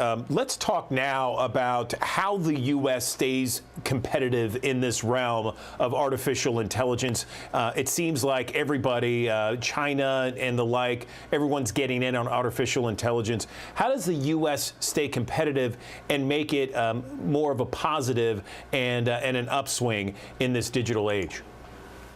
Well, the nation that leads in artificial intelligence will have a strategic advantage in the 21st century. And you mentioned China. China is investing heavily to try to beat the United States in AI research and development. And they're actually outpacing us in terms of patent filings and things like robotics. And this is another area that the Chamber's AI Commission made some recommendations. For example, it really is the time for the U.S. And its allies and like-minded nations to bolster their relationship and harmonize their approach to artificial intelligence so they can remain competitive with non-democratic countries. We also need to look at ways of modernizing intellectual property to ensure that the U.S. can outpace competitors, but also not lose out to things like IP theft abroad. And finally, when we're looking at things like national security, as the Department of Defense is looking at procuring new equipment and tools, they really should build in AI ethics into the procurement process. So we have a lot of recommendations in this space, but it's crucially important that the United States remains the leader in trustworthy AI. Where can people go for more information about this topic when it comes to the U.S. Chamber of Commerce? Yes, if you want to learn more about the recommendations from the report from our commission or learn more about what we're doing on AI, I encourage you to visit uschamber.com/AI Commission. Jordan Crenshaw, Vice President, leads day-to-day operations with the U.S. Chamber of Commerce Technology Engagement Center. We appreciate your time this morning. Thanks for the deep dive. Thank you. For decades, fluoride has been added to most of our tap water to help protect against cavities. But now studies are addressing how much is too much when it comes to fluoride and whether it can cause problems, especially in infants and expected mothers. Let's talk about this issue and more with a biological dentist, Dr. Griffith Cole. He joins us on the Action News 5 digital desk. Good morning, Dr. Cole. Let's first talk about what a biological dentist is. I've never heard of that. Good morning. Thank you for having me. Yeah, so we're more like whole body dentists. We work like a functional medicine doctor in that we look at more than just fixing what's going on in the mouth. We want to know the underlying causes of the symptoms. Why are they getting cavities? Why do they have infection? So we dig a little deeper and we treat the whole person, really. We're also very concerned with materials, and so we don't work with anything that we know is toxic to the body, like mercury, nickel, and even fluoride. That's excellent. All right, so that's perfect to set the table here for this discussion. I'm really looking forward to this discussion because I've had so many debates with various family members and some friends who hate fluoride, who hate the idea of fluoride in tap water. I mean, it was put in tap water back in the 40s to address the issue of cavities. There's been a lot of studies out there that have talked about the toxicity to people's bodies with fluoride. And now there's what I'm reading is that there may be a link when it comes to IQs and infants and children. Bring us up to speed. I will. So you're absolutely right. Too much fluoride can negatively affect most of our organs in our body. And now we know brain function and activity. And how we know that is the National Toxicology Program, which works under Health and Human Services. Their job is to look at substances that are harmful to the environment and let us know. And they looked at these reports and found absolute brain impairments, including lower IQ, as you mentioned, in babies born to pregnant moms who ingested fluoridated water during pregnancy. Now, I've always heard, Dr. Cole, that the amount of fluoride that's in tap water is so small and so minute that it wouldn't really affect people's bodies. Is that I mean, I guess that's one argument, but, you know, my thought is, well, if it's any kind of poison, why put it in at all? I mean, do the negatives outweigh the positives? Where currently is this issue? Because I've seen some communities across the country removing it from their tap water because there's been such a backlash. Yeah, so your statements are absolutely accurate in that there are many people who are now realizing that not only is it not effective, it's not doing its intended function, but it's actually very harmful. And keep in mind, too, that fluoride, when you get fluoride in your body, when you drink it, your body can only metabolize and get rid of about half of that. So the other half stays in your body indefinitely. So this is an accumulative effect, right? And that's the problem with it. Drinking it is not what we need to do. So, and now we know that we are getting too much. And in fact, Health and Human Services has lowered the level that's allowed to be added to water supplies because they're noticing children are getting these spots on their teeth, this tooth fluorosis, these white spots. Every 2 out of 5 kids has that now in this country.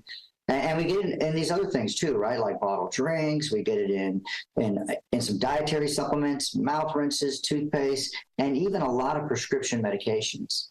So there's just so much of it. Even if you try to avoid it, and you're hopefully in some community where you don't have your water fluoridated, you're still being exposed to it. So you got to be careful of that. So let's talk about some alternatives out there. I know that there are a lot of alternatives that I see at health food stores, for example. They have big labels on the toothpaste that says no fluoride toothpaste or fluoride free, that sort of thing. Is that what we should be looking for? Give me some alternatives. Yeah, I feel that way, and I'll just speak for myself. I mean, I don't think that we need fluoride in any form, but there'll be plenty of dentists out there that will tell you it works topically, and they're right. You can apply it to your teeth topically and get some kind of anti-decay effect. It's unnecessary, but it does have that effect. So you know, I always tell people the same thing, and it's just simple principles that we learned a long time ago. A good, sound diet, right? One that is low in sugar, but high in vegetables, especially green leafy vegetables, good fats, ample protein, right? Combine that with good home care. And I mean simple things, right? If we brush and floss daily and spend a couple minutes brushing your teeth, clean your tongue, that combined with a good diet, and you've got a home run there. You don't need to add any kind of special dentifrice to your teeth to make them stronger. You already have the foundation. Would you recommend that all communities across the country remove fluoride from their tap water? I absolutely would, and have for 28 years now. It's unnecessary. It's never been proven to actually work, as I mentioned. And now we know that all these brain impairments, I mean, lower IQs, get this, they found when the National Toxicology Program looked at all these studies, and they handpicked what they thought were well done, controlled, randomized studies, they found that there was a steep drop in IQ, up to 7 points in babies that were born to these moms who drank fluoridated water during pregnancy.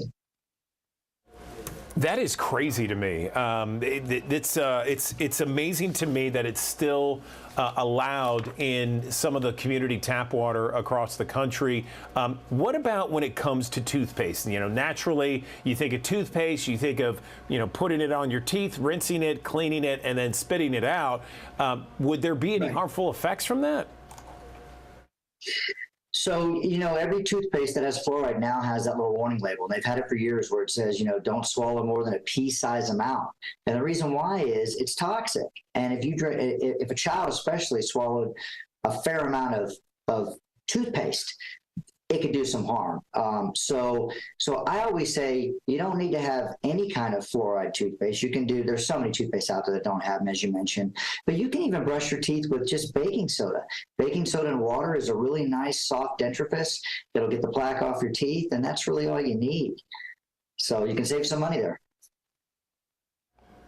Tell me why this hasn't gotten as much coverage. I feel like you know it, I know it, but I don't feel like this is one of those huge pressing issues that many of Americans know about. You know, I think it's because it's been something that's been hammered into us our whole lives, right? Since 1945 anyway. And dentists especially. Like, I love to get into debates with these pro-fluoridationists, and I know I can win because I have all the science. But I think that when you're told that something is good for you and you're told that again and again, you just take things at face value without really looking at the science behind it. But if everybody just takes a moment and really digest what this report is about. I mean, now we're talking about babies being born with brain impairments. I think that should wake some people up. And don't let any pro-fluoridationist say to you, oh, these studies aren't any good. These are incredible studies. That's why the NTP actually handpicked, because there's over 80 studies, but they got down to 52 that they felt did the right, really good scientific method. They were, great methodologies. They were very well done. And that says a lot about these results. Let's talk about where people can see these studies and these various scientific data points for themselves. Can they go anywhere online? Yes, thank you for asking. So if they go to the IAOMT.org, so it's the International Academy of Oral Medicine and Toxicology. The website is IAOMT.org. They can find a biologic dentist. They can find, as you mentioned, these studies. We have a library, a loaded digital library with so much information on all topics related to oral medicine. It's a great resource. Okay, Dr. Griffith Cole, we really appreciate this conversation this morning. Thank you for joining us and illuminating us to the issues with fluoride, not only in our water, but in so many different facets of our everyday life. Thank you. Thank you. It was a pleasure to be here. I'm Action News 5 meteorologist Spencer Denton, and we have a cold front moving through today. It could kick off a shower or thunderstorm, but again, not everybody will get wet. This front will move through quickly, and as it does, it will bring in more clouds. So even though we start the day with sunshine, probably mostly cloudy by the afternoon. So this front moves on through.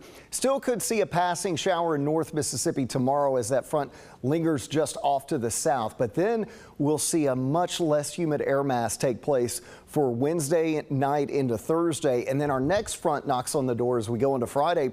Most of Friday is looking dry right now, but if this system speeds up at all, that could change things. So we'll keep an eye on it, but it looks like most of the rain will fall Friday night after 7 p.m. There could be a few thunderstorms as well. In the meantime, here's a look at what we're going to see with these two fronts. They actually bring in less humid air a couple of times this week. Wednesday night and a Thursday, it's going to feel much, much better than it has. And then again, Saturday into Sunday and early next week, it is going to feel fantastic heading into the weekend. 85 degrees today, muggy and warm. Again, an isolated shower thunderstorm, not as hot as yesterday. West wind at 5 to 15 miles per hour. Here's the timing in Futurecast. Again, it shows clouds out there off and on through the day after seeing sun this morning. And then as we go through the evening hours, 4 to about 8 p.m., a pop-up shower or thunderstorm really possible anywhere across the Mid-South. Then as we go into tonight, tomorrow, we'll see just an isolated shower. Otherwise, temperatures drop into the 60s and then only in the mid to upper 70s tomorrow. So that's one reason it will feel cooler. Temperatures will be lower, plus we'll talk about that lower humidity as well. Now, Memphis in May activities, the World Championship Barbecue Cooking Contest. Temperatures around 80 on Wednesday as they're preparing and setting up all the tents and getting everything ready. On Thursday, 84, still not that humid out there.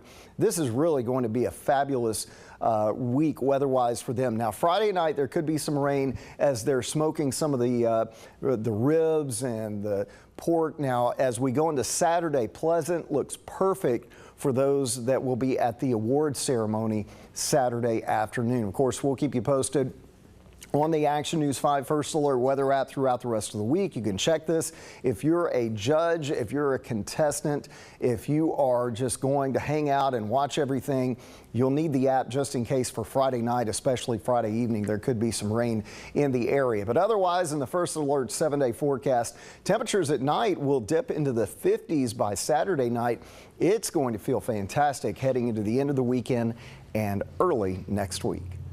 Andrew Douglas back here in the Action News 5 Digital Desk. September is World Alzheimer's Awareness Month, and a lot of times when you have a parent that has been diagnosed with Alzheimer's, it doesn't just affect them. It affects the entire family. It affects the caregivers. It affects the entire network.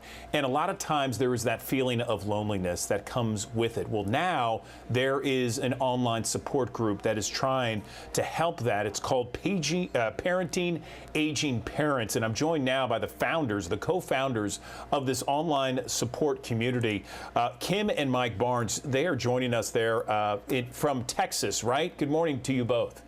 Yes. That's right. We're in Austin, but the issues are worldwide. Yes, no question about it. Good morning to you. Thanks for being with us. I have an aging parent. I have a father who was diagnosed with Alzheimer's several years ago. So this is right in my wheelhouse. I know exactly what you guys are going through. Tell me about the idea of this online support community and why it was important for you both to discover this and ignite this and really kind of make sure that everyone knows about it. Well, it came about because of my mom having Alzheimer's and going through all of that, which, as you know, is not a very fun thing to do. But as my mom's Alzheimer's got worse and worse and worse, we talked to my dad, my sister and I did, about having to move her to memory care because things were getting so bad. And my dad said, that's fine. Y'all are in charge. So we went and looked at 4 memory care places pretty close to where they lived. And we felt so overwhelmed. We had no idea what questions to ask, what to look for, what the red flags might be. So we were very, very overwhelmed. And when he came home from that trip, he said, I feel like if we were really prepared with all the legal and financial and all of those documents and information that you feel like is the important stuff that you need to have, which it is important to have, yet he said, if we felt that overwhelmed and felt prepared, I can't imagine how most people feel. And during that time, we were also going through challenges with my mom, who is lives in a different city than we are and has been diagnosed with mixed dementia. And just we've had to take the checkbook away, and we've had to sort of get her not to drive anymore. And so all of those things. And so when Mike said, I feel like we should help people, the easiest thing we thought to do would be, let's start an online community, a free private Facebook group to bring people together, because you can often feel like, surely I'm the only person doing this. And then you realize once you start asking around, everybody is, but just nobody talks about it. Yeah, I totally get what you're saying. And so here is this online place for support for that family, those caregivers out there. When people go to this site, and go ahead and give us the web address or where people can find this group, what can they find in addition to that support? Well, the website is parentingagingparents.com. And on the website, we have more than 50 interviews with experts, with lawyers, with doctors, with insurance people about Medicare, Medicaid, all kinds of things, because there's so much information out there that you just have no idea what it is. And when you're the young adult or the older adult caregiver of an aging parent, the adult child of a caregiver, you don't know what to look for, what questions to ask, what's available out there. So that helps that. But we also figured out very quickly that so many people in this type of condition, this state of their life, feel so alone because it's not something that you bring up with people. You don't go to your neighbors or go to a party or go to work and say, yeah, I'm not doing too well with Alzheimer's. How are you doing today? It just doesn't go that way. So the on the website, you'll find all those interviews and then also a button that leads right to joining the Facebook group if they're interested. And within that group, you just see people supporting and helping each other, giving insight and sharing experiences. Because if there's one thing that I've learned from my mom getting scammed multiple times, that I can tell somebody else to help them either figure out what to do when that happens or prevent it. That's awesome. I love being able to do that because as I mentioned, we don't talk about it and we can't help each other if we don't talk about it. So it really just brings people together to have that safe place to be able to say, I don't know what to do. Here's the situation, or that kind of thing, to really feel supported and feel like you have others that can appreciate and understand what you're going through. Those scammers out there that call, I want to like reach out across the phone, into the phone, and just strangle them. It is so frustrating how they prey on some of these older Americans out there.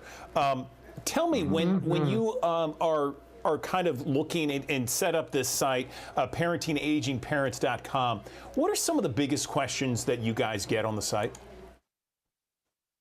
Oh gosh, I think it's everything from my mom doesn't want to or dad doesn't want to quit driving. What should we do? My parent doesn't want to admit that there's a problem or that they are having memory challenges or other physical challenges, and they don't want to potentially leave home, or even if they want to stay at home, they don't want to bring in care. Yeah, or many times it's a case of where mom and dad are getting so old that they really can't handle things themselves anymore. But I don't have a power of attorney. I don't know what to do. Is it too late? They have a little bit of dementia. What's going to happen there? There are so many questions out there, and luckily there's so many people in the group that different people and different providers are also part of the group that are able to give a little bit of advice and help people out. How many people do you have on that site, and is there any kind of fee, or can people just join for free? Yeah. It's a free Facebook group. We have about 30. We're getting up close to 4,000 people from all around the country, and even a few from around the world. But because I think that, while state by state, some of the legal things might be a little bit different. Medicaid may operate just a little bit different. But when it comes to especially the emotional support, so many of those challenges are the same, whether it's I had a really tough relationship with my parent growing up, and now that I'm trying to help take care of it, that brings all of those frustrations and difficulties back. Maybe it's the siblings are having a challenge getting along or deciding what's the best thing for our parents. And so I think that it's how do we bring people together? But yeah, we want to be able to keep that Facebook group free, and so that that anybody who needs it is available to help. Yeah, because it's a great place to vent. And that's the biggest thing I think that I've seen that kind of surprised me in some ways, because I have Kim to be able to vent to at times if I run into something. But there's so many things that you run into as an adult child of an aging parent, especially one with Alzheimer's. So a recent time when I went to visit my mom, the first thing that came out of her mouth was, "I don't recognize you." And the second thing that came out of her mouth was, "Are you my brother?" And then the third thing that came out of her mouth was, "Why are you here?" And that's not fun. I'm her only son. She's the only mom I've ever had. So, when something like that happens, it hurts. It's not fun to deal with, but this gives you a platform, a community to be able to express yourself and say how it feels to you and get the support that you need. And sometimes makes you, and this isn't the right way to say, but it makes you feel like you're not crazy, that you're not that you don't think the feelings that I'm having, the guilt that I'm feeling, the love I'm feeling. I mean, all of those, the gamut of emotions, that you realize that that's normal and that other people are having those same experiences too. Thank you so much for setting this up, because I think this is a wonderful resource for so many people that have older parents that are going through this, or perhaps just been diagnosed with Alzheimer's. In fact, if you were reaching out right now and you knew that someone just had their older parent diagnosed with Alzheimer's, is there a top 3 checklist that you would tell somebody, or top 5 checklists that you would tell them right now, here's what you have to do in order to just kind of, you know, you got the diagnosis, here are the 3 to 5 things you need to do right now? What would you tell them? I'd say, depending on how far along they are, make sure you've got all your legal documentation in place, because if that once they progress to a point where they're not competent to be able to make decisions, and you don't already have that power of attorney and some of that other legal documents in place, it's too late. Yeah. So making sure you have as much of that that you can. Figure things out about housing. As far as what were their wishes, or what are their wishes? Do they want to stay in their home? Can they afford to go to memory care or assisted living or independent living?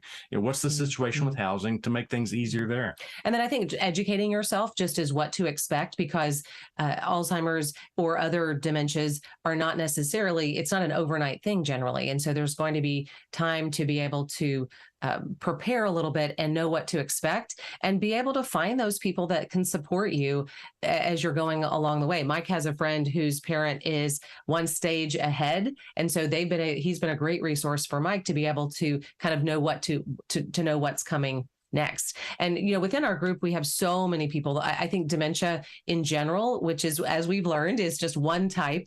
Alzheimer's is just one type of dementia, but the most common type is that there's, no matter what the physical or mental or cognitive challenge is, we all need that support. Yeah.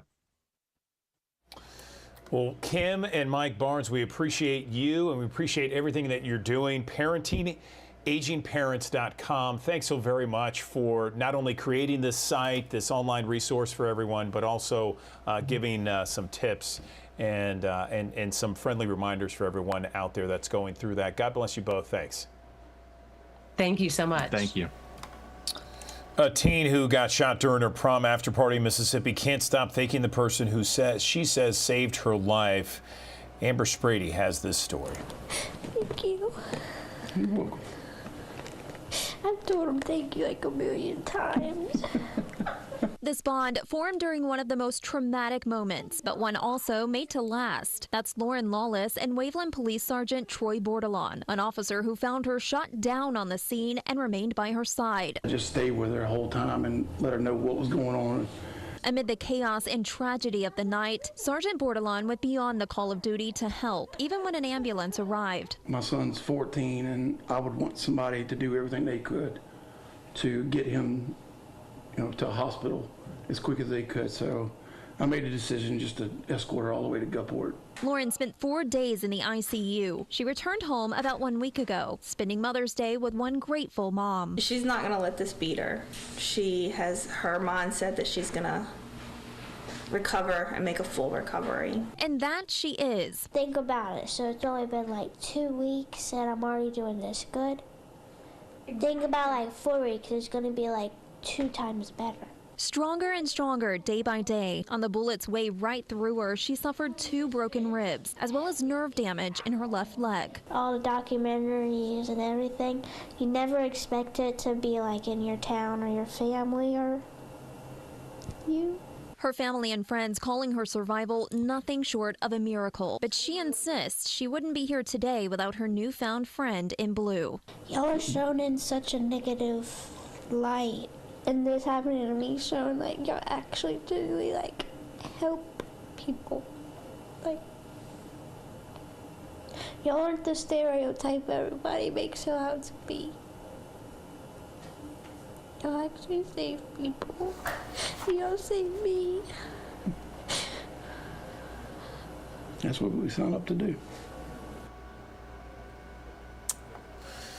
So sweet there. And all 6 teens were shot. 2 did not survive. The 19-year-old suspect in this case is behind bars. Let's talk about mammography, because mammograms have been the standard screening tool for breast cancer, followed by digital and 3D mammograms.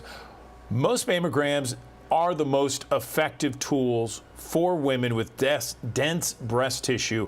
It was the subject of a Best Life report because there's some brand new technology that shows an affordable abbreviated breast MRI exam may be the answer to catching cancer in some women earlier than ever before. Check this out. I was taking my shower after I felt the lump.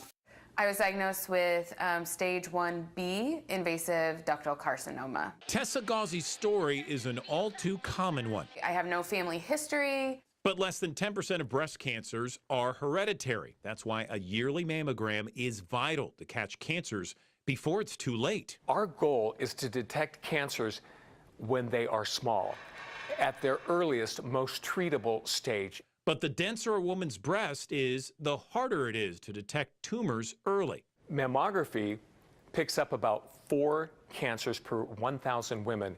MRI, on the other hand, can pick up anywhere from 12 to 16 early breast cancers. A full breast MRI is expensive and time-consuming, currently used now for only the most at-risk patients. This is why abbreviated MRI will revolutionize what we do. Abbreviated breast MRI uses the same MRI machines. The difference? The time inside the MRI is just 10 minutes. It costs less, there are fewer sequences, so less time is spent reading the reports. It's just as sensitive as full breast MRIs, and it can pick up hard-to-see tumors that mammograms miss. In dense tissue, mammography sensitivity goes down to less than 50%. Abbreviated MRI allows doctors to see the extent of the cancers and its margins. I think that we're seeing the future unfold right before our eyes. $8.8 billion lost. That's according to the Federal Trade Commission, which received more than 2.4 million reports of identity theft, imposter scams, and other types of fraud last year. Watching Your Wallet report now, consumer investigator Carice Jackson has advice from AARP on how you can avoid becoming a scam victim. Check a look. From imposter scams to credit card schemes, fraud reports continue to climb across the country.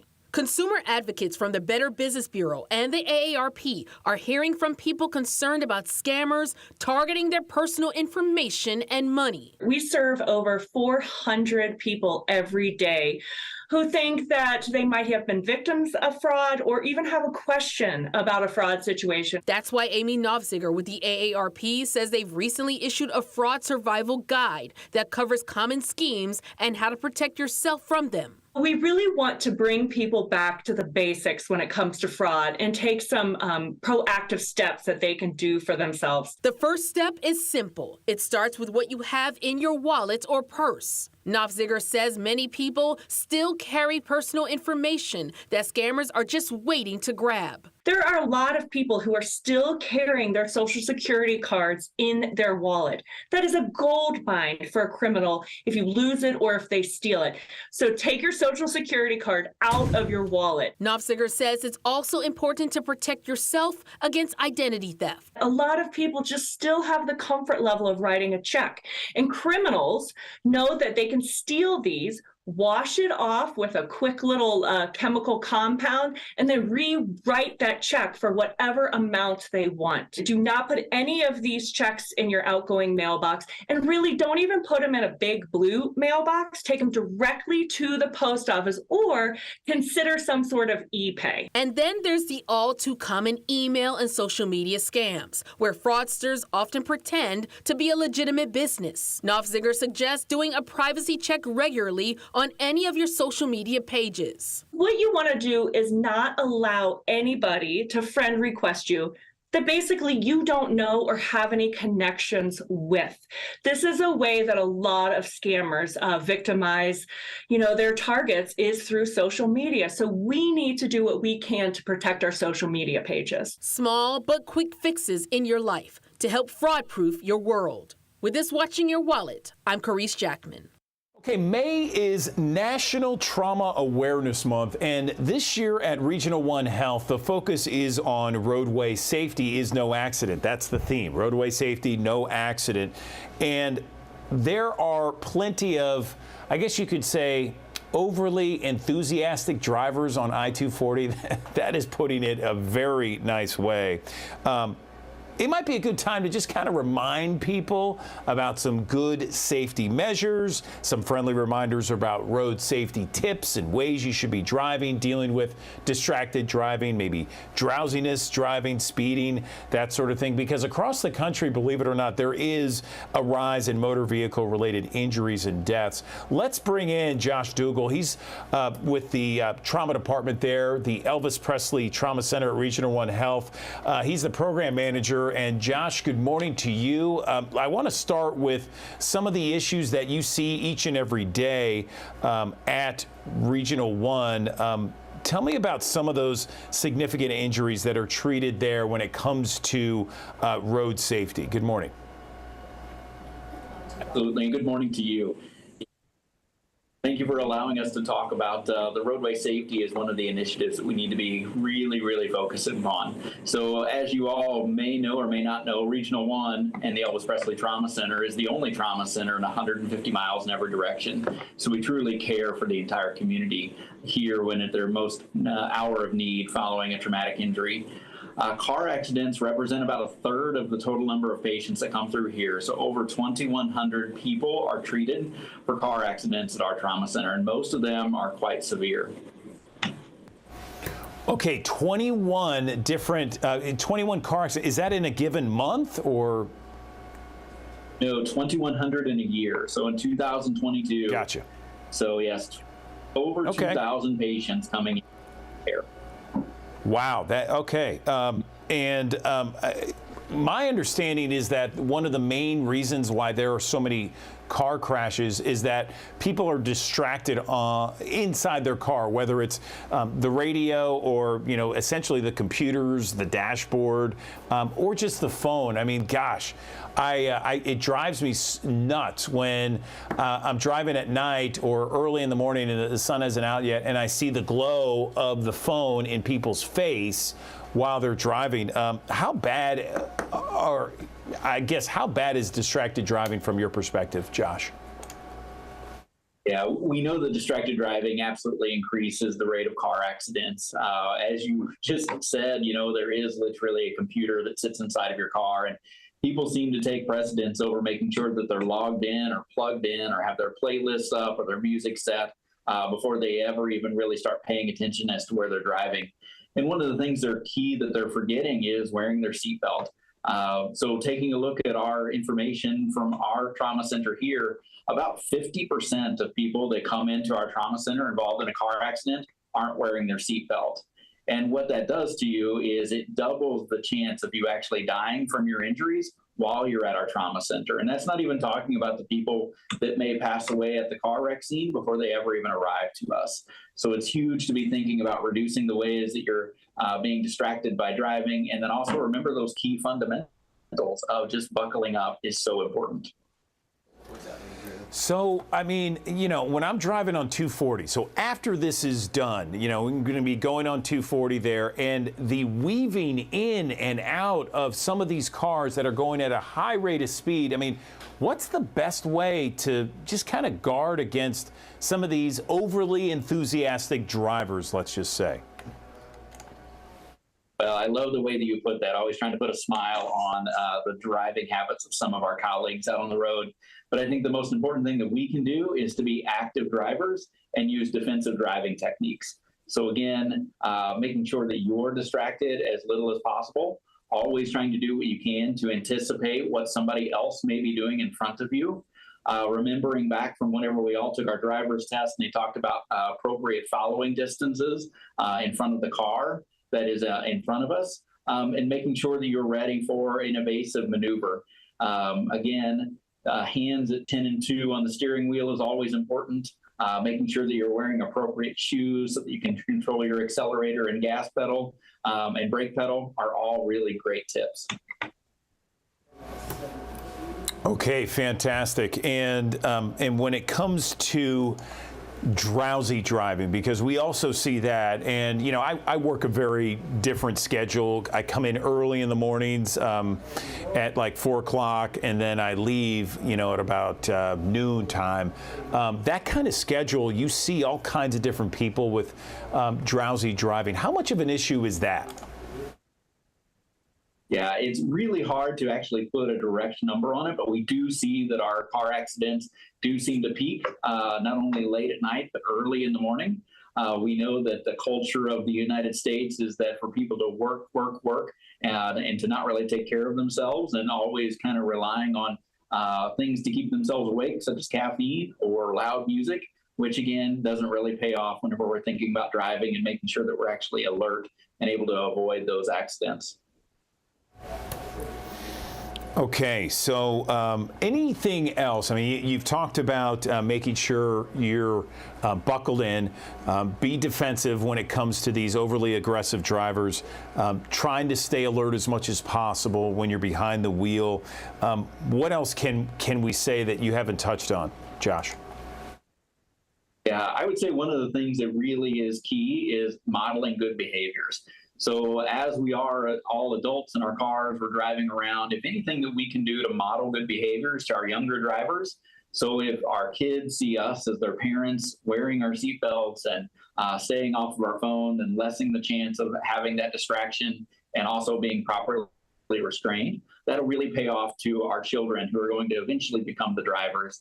And then they'll be on the road with us, hopefully better prepared than we were as their adults. Absolutely. Josh, is there any place you would recommend? We have thousands of people that join us here on the digital desk each and every day. Any place you'd recommend where people can go online, just kind of check out some of these?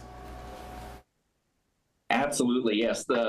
I will send you the link, but the National Highway Traffic Safety Alliance is a fantastic place to look for up-to-date information about what is happening in our state and across the country with rules and regulations regarding car safety. Also, just touch on one more thing. Remember to continue to wear your helmet as your motorcycle riders are out and about, and also keeping an eye out for them as you're changing lanes to make sure that you don't run into them and cause another accident. Good advice. Josh Dougal, Trauma Program Manager at Elvis Presley Trauma Center at Regional One Health. Josh, we really appreciate your time this morning. Thanks for the tips. Thanks for having me. Have a great day and wear your seatbelt. I'm Action News 5 meteorologist Spencer Denton, and we have a cold front moving through today. It could kick off a shower or thunderstorm, but again, not everybody will get wet. This front will move through quickly, and as it does, it will bring in more clouds. So even though we start the day with sunshine, probably mostly cloudy by the afternoon. So this front moves on through. Still could see a passing shower in North Mississippi tomorrow as that front lingers just off to the south, but then we'll see a much less humid air mass take place for Wednesday night into Thursday, and then our next front knocks on the door as we go into Friday. Most of Friday is looking dry right now, but if this system speeds up at all, that could change things. So we'll keep an eye on it, but it looks like most of the rain will fall Friday night after 7 p.m. There could be a few thunderstorms as well. In the meantime, here's a look at what we're going to see with these two fronts. They actually bring in less humid air a couple of times this week. Wednesday night and a Thursday, it's going to feel much, much better than it has. And then again, Saturday into Sunday and early next week, it is going to feel fantastic heading into the weekend. 85 degrees today, muggy and warm. Again, an isolated shower thunderstorm, not as hot as yesterday. West wind at 5 to 15 miles per hour. Here's the timing in Futurecast. Again, it shows clouds out there off and on through the day after seeing sun this morning. And then as we go through the evening hours, 4 to about 8 p.m., a pop-up shower thunderstorm really possible anywhere across the Mid-South. Then as we go into tonight, tomorrow, we'll see just an isolated shower. Otherwise, temperatures drop into the 60s and then only in the mid to upper 70s tomorrow. So that's one reason it will feel cooler. Temperatures will be lower, plus we'll talk about that lower humidity as well. Now, Memphis in May activities, the World Championship Barbecue Cooking Contest. Temperatures around 80 on Wednesday as they're preparing and setting up all the tents and getting everything ready. On Thursday, 84, still not that humid out there. This is really going to be a fabulous week weather-wise for them. Now, Friday night, there could be some rain as they're smoking some of the ribs and the pork. Now, as we go into Saturday, Pleasant looks perfect for those that will be at the award ceremony Saturday afternoon. Of course, we'll keep you posted on the Action News 5 First Alert weather app throughout the rest of the week. You can check this. If you're a judge, if you're a contestant, if you are just going to hang out and watch everything, you'll need the app just in case for Friday night, especially Friday evening. There could be some rain in the area. But otherwise, in the First Alert 7-day forecast, temperatures at night will dip into the 50s by Saturday night. It's going to feel fantastic heading into the end of the weekend and early next week. Well, as meteorologist Spencer Denton said, it's hot, it's humid. Sometimes it can get a little muggy outside, and there's a lot of sweating going on. But you know who's cool, calm, collected each and every Tuesday morning? My friend Talisa Franklin joining us on the Action News 5 digital desk from the studios of WAVN The Trend. Talisa, what's happening? I know you're busy right now. This is a busy time of year for you. It is. And you know what? I love it. I wouldn't change it for the world, right? I love this time of the year. It's like I got more stuff on my plate, Andrew, because I understand that I got to do something to make sure that I'm helping people, pushing people to their purpose. And that's what's happening. You know, even though I'm busy with Juneteenth, and I'm telling y'all all the good things about Juneteenth. Oh, I'm so excited, right? But this Saturday, I just wanted to personally invite you to a mental health, the keys to a mental health. Y'all know I'm all about this mental health because I believe that we can be the best persons that we can be if we take care of our mental health. And so I'm excited for Pastor Quentin and First Lady Smith for inviting me to come out on this Saturday to do a workshop, y'all. It's going to be power-packed, great information. I know that people's lives will be changed when we get through because I want you to understand how to unlock those things in your life that is you thought that was locked out. And more so, I want you to take back those keys. If you're giving people those keys to control you, no longer they can control you and your mental health. You have the key to your mental health. So I want to invite you.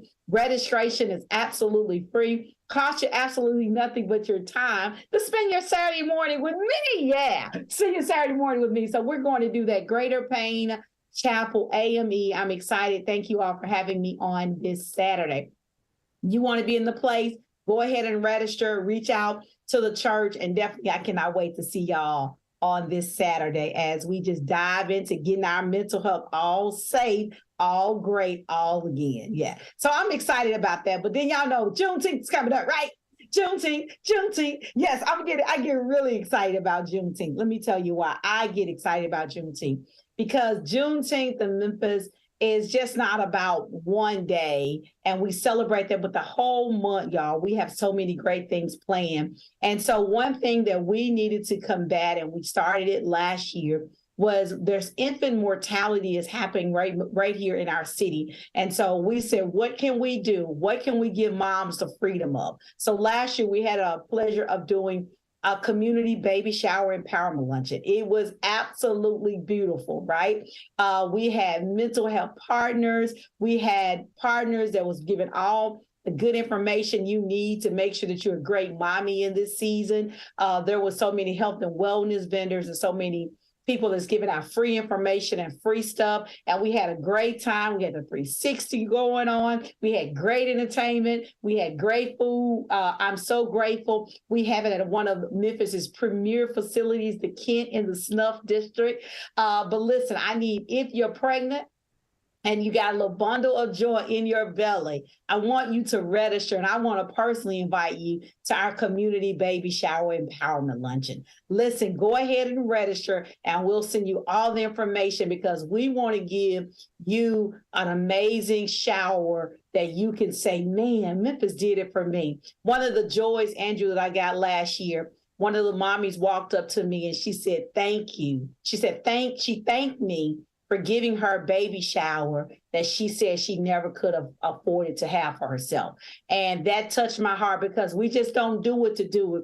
We do it with the spirit of excellence venue, excellence food, excellence experience, excellence community partners. And so many parents walked away with resources they had no clue that was available. And so Juneteenth means freedom. And we have to give these little babies the freedom to live, the freedom to thrive, and not just survive when their mommy bring them in this world. And so if you are pregnant or know somebody that is pregnant, take my personal invite. I invite them to be a part of the community baby shower, but you got to register so I can know how to provide the best experience for you. And that's how we kicking off Juneteenth. And then y'all know this year we're celebrating 30 years in Memphis. It makes my heart feel good to say 30 years in Memphis. So what do you mean? If you want to celebrate with us, we're doing a commemorative edition publication. If you have a business, you have a brand, you have something, maybe your parents or your grandparents celebrated Juneteenth with us and they're not here, and you want to make sure their voice and their face is in this piece, or you have a business and you want to say, Talisa, I stand with you with Juneteenth. And so I want to make sure I have something in this commemorative edition. This is going to be a way for everybody in the world to see how Memphis do it. And we do it really, really big. So I want to invite you all to get something in the commemorative edition. If you're a small business, micro business, or a Fortune 500 business, you got to have your brand in this edition, right? Go ahead to it. And these proceeds literally helps our scholarship fund that we do to bless young people throughout the year. And drum roll, I am excited to announce that in Memphis, we celebrate Juneteenth all year long. In Shelby County, we celebrate Juneteenth all month long in the month of June. Thank you, Mayor Jim Strickland. Thank you, Mayor Lee Harris, for making sure that we are holding the brand of our city up. And so, y'all, as you see, there's events planned all month long. And so I know that there's so many other people that's doing great things for Juneteenth, right? And so what I want to do, I want you guys to go to our website, Memphis Juneteenth, send us the information so that we can list your event on the website, because we are so proud to be the official observance for Juneteenth in Memphis and Shelby County, the Memphis Juneteenth Festival. But one thing about our mayors and everybody at the table, we want to make sure it's equity, inclusion, and we want to include everybody. And so whether you are in North Memphis, South Memphis, East Memphis, and there is going to be celebrations going on all over our city, and there's going to be one website you can go to, Memphis Juneteenth, and find all those places how you can celebrate Juneteenth, y'all. This year, we were doing Juneteenth before it was cool and before it was a hashtag. We're celebrating 30 years right here in the city of Memphis. And so all things Juneteenth, you'll go to memphisjuneteenth.com. And listen, you'll see all the things that we're doing, that I'm leading as the president of the Memphis Juneteenth Festival and everything. But also you'll see all the amazing people that's in our city that's doing great things for Memphis Juneteenth and all around our city. So you can find all the activities in one place. So if you have an event and we don't know about it, just shoot us an email, shoot us a link so that we can add you to the Memphis Juneteenth website so that everybody will know how to celebrate Juneteenth all month long. And so, Andrew, that's why I'm so excited. You know, our mayor, Mayor Harris and Mayor Strickland, they are so amazing leaders that they wanted to make sure that, you know, the whole world looks at our Juneteenth. You know, we have so many amazing publications all over the world that we was named last year one of the top 8 cities. So 1 out of the 8 cities and all around the world. And we were in that number. And I was very excited and proud to be the face of Memphis Juneteenth to say, hey, y'all, we're doing it, y'all. We do it really good right here in the Bluff City. And we're just excited that so many people are looking at Memphis and looking at all the great things that we're doing. And we want to continue for them to look and see how that we're all working together as one to celebrate Juneteenth this year. I mean, 30 years, you know, it's now cool, hip, and trendy, but we've been doing this for 3 decades. And so that's another source of pride for so many people. Doesn't matter your background, doesn't matter where you're from. You can come and celebrate with Talisa Franklin and everybody else. Juneteenth, all month long in June. I love it, Talisa. I love when you talk about it each and every year. Tell me what's going on WAVN The Trend today. Today, we are really diving in to talk a little bit more about the Family Empowerment Fair that's actually having a part of Juneteenth on June 1st, because it's a family empowerment fair. So we have some of our partners from Blue Oval, and we have the Army that is our presenting sponsors for that event. We're doing it in the Ed Rice Community Center. And the Family Empowerment Fair, reason why I'm excited to really share all the deep of it, because it's not just focusing on jobs. We're focusing on employment, entrepreneurship, and education. So you'll have all those different partners under one roof as we kick off June in Juneteenth. And so that's what we'll talk about. And we'll be talking about it more here on this great digital desk. But we're going to go a little depth today on the radio. And I just hope people understand, make plans. Many of the people that's out there maybe have education opportunities or business opportunities where they need some employees, right? Or they just want to teach people the art of entrepreneurship, and they have ways. Listen, this is going to be the Family Empowerment Fair, because you know, Andrew, if we empower the family, we have empowered our city. So key. That is so key, Talisa. I couldn't agree with you more, 100%. Thanks again for all that you do. I appreciate the rundown of events you got going on this weekend and beyond. We appreciate you, Talisa Franklin. Thank you. Good morning, everyone. Andrew Douglas in the Action News 5 Digital Desk. Electric vehicles. Let's talk about them for a minute. They're gaining in popularity, but even though you're going to see more electric vehicles out on the roadways, many consumers still have a lot of questions on whether or not electric vehicles are right for them. Let's bring in James Bell. He's head of corporate communications for Kia America. Good morning, James. How's it going? Good morning, dude. I'm playing with cars. It's a good day. Yeah, tell me first off, where are you and what you're sitting in front of there? Looks like an EV. Yes, you're right. I'm in Southern California. We're getting ready for the big blizzard. We'll see how that goes. But yeah, this is what's called our EV6 GT. This one's a really special one.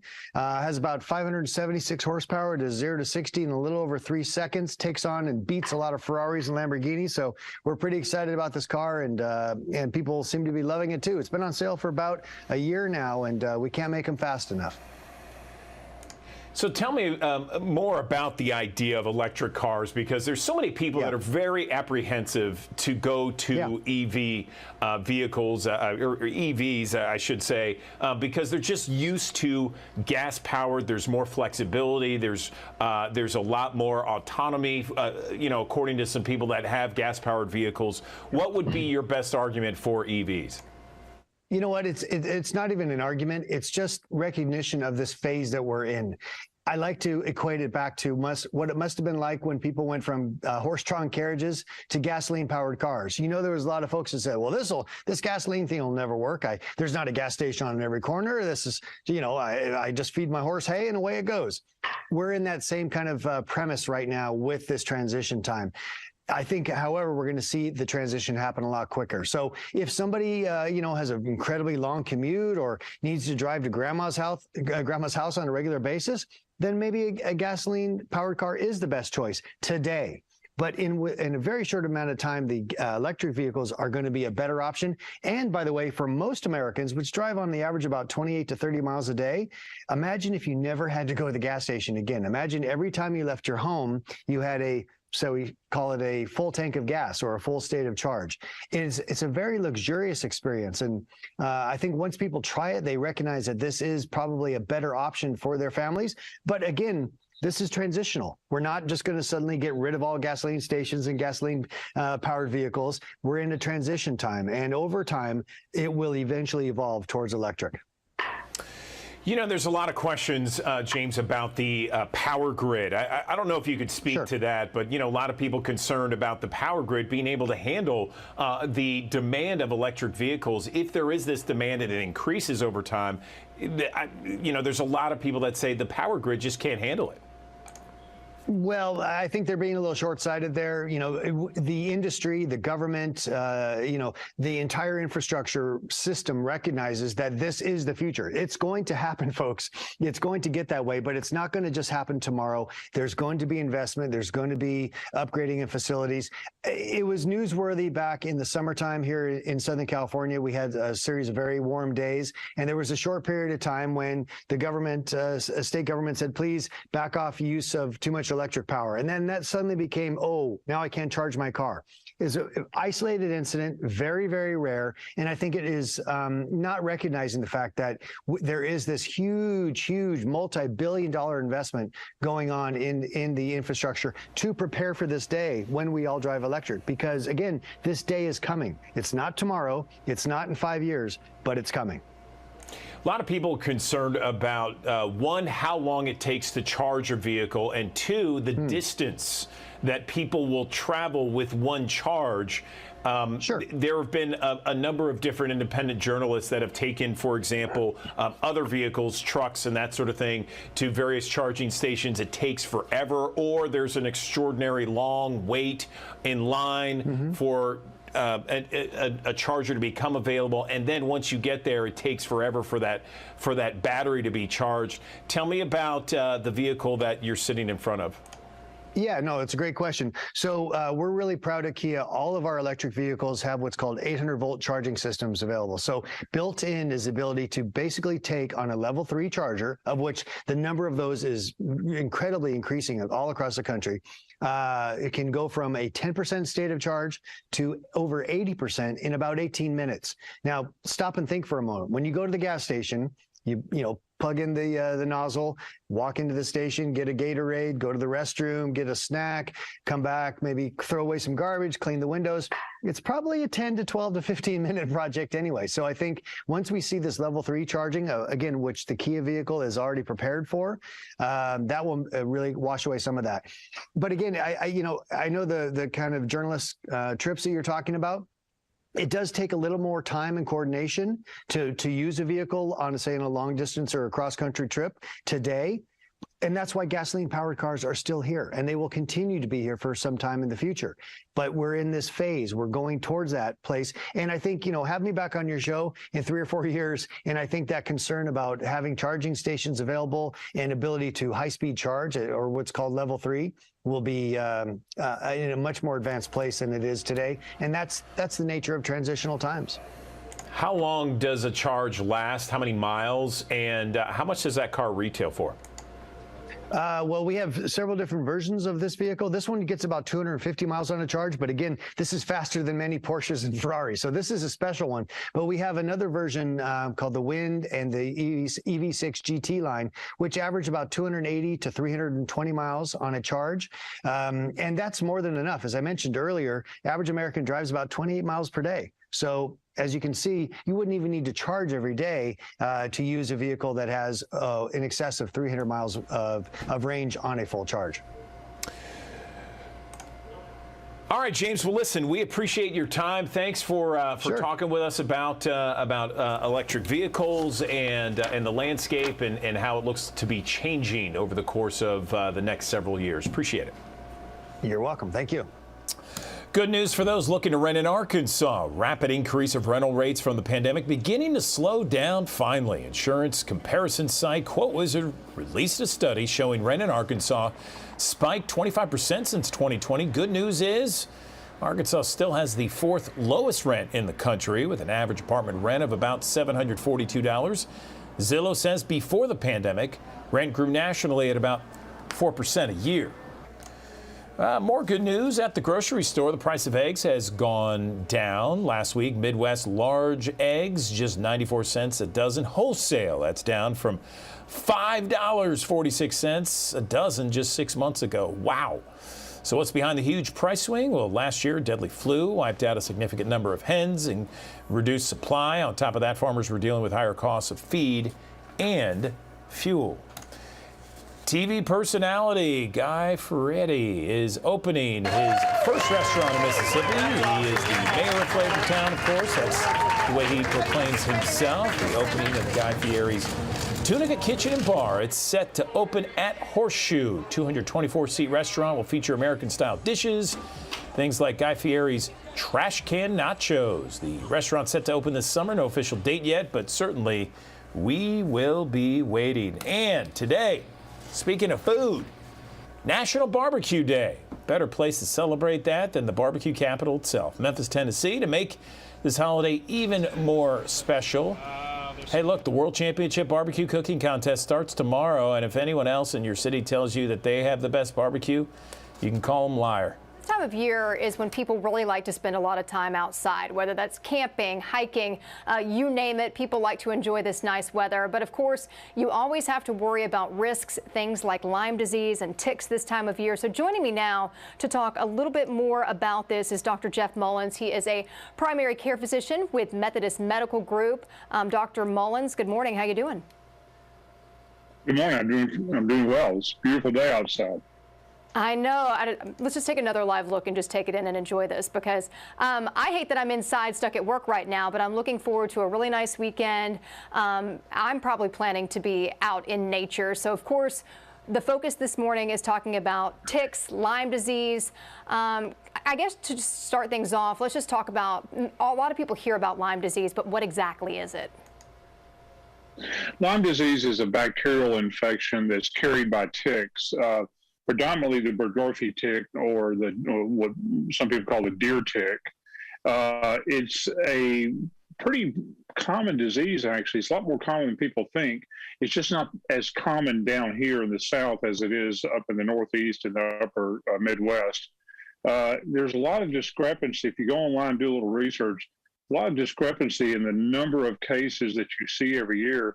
And it is a reportable disease, but unfortunately, I think the method of reporting to the CDC is not very good. The CDC says that there's about 35,000 cases a year, which is significant. But researchers have found, by looking through insurance records of where people have actually been treated for Lyme disease, the number is closer to over 400,000 cases a year, excuse me. And so there's this big discrepancy in the number of cases. Fortunately for us in the Mid-South, the vast majority, over 90% of the cases, are going to be in New England and the upper Midwest. But it does occur in the South, and it is a concern this time of the year, as ticks are a real problem for those who garden or those who live in the country, and those who camp and go fishing and hunting and these kind of things. You're going to encounter ticks this year. It's going to be a pretty bad tick year. We've already starting to see people come into the office with tick bites. You know, it's surprising to me, because you say it's not as common down here. I would think with so many outdoor opportunities and things like that, that it maybe would be a little bit more common. But I guess the big thing, people want to know, how do I protect myself? Because we like to spend time outside when it's nice. What is the best thing that you can do to protect yourself? Well, wearing proper clothing when you're actually going to be in contact with tall weeds, brush, being out in the woods, it's not as much of a problem if you're walking across someone's manicured lawn or hanging out by the pool, as it's going to be if, like I said, you're tramping through the woods or on a trail.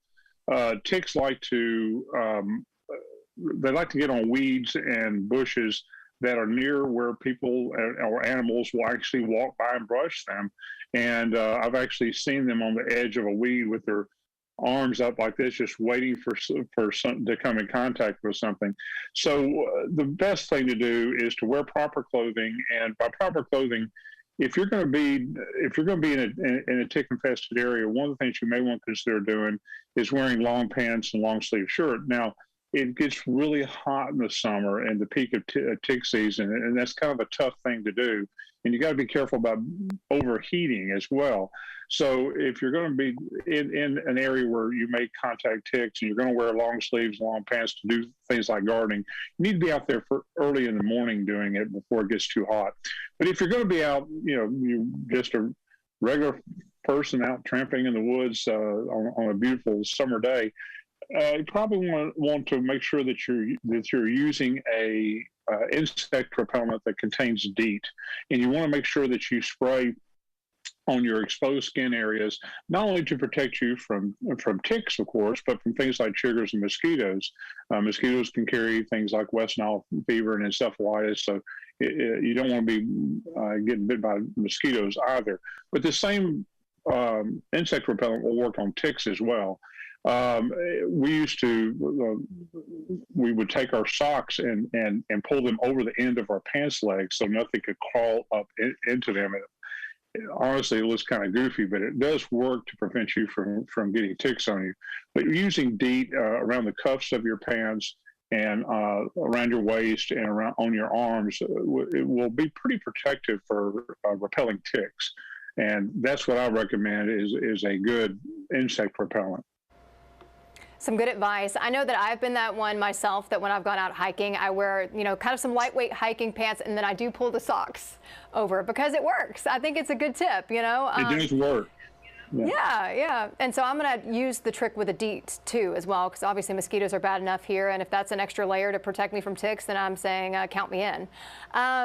I will ask, though, are there usually common places where people will find ticks? Because when you go out and you're hiking or you're camping and whatnot, are there certain places on your body that you need to make sure that you're checking when you come back inside? What advice would you have for that?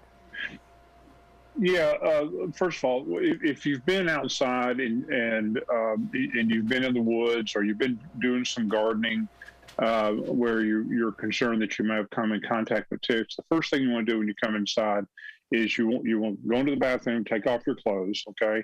And one of the things I advise is don't take off your clothes and throw them into the dirty clothes hamper, okay? Take off your clothes and shake them over your bathtub, because there can be ticks in your clothing. And if they're not on you, but they're in your clothing, guess what they're going to do when you put them in the hamper? They're going to crawl out and wait to get on you at some other time. And so shake your clothing out over the bathtub. You'll see anything that falls out, and you actually just wash it down the drain if that occurs. And then get in the mirror and do an inspection of your body. Someone who's hair challenged like me doesn't have this issue, but there are many, many, many people who have very thick hair.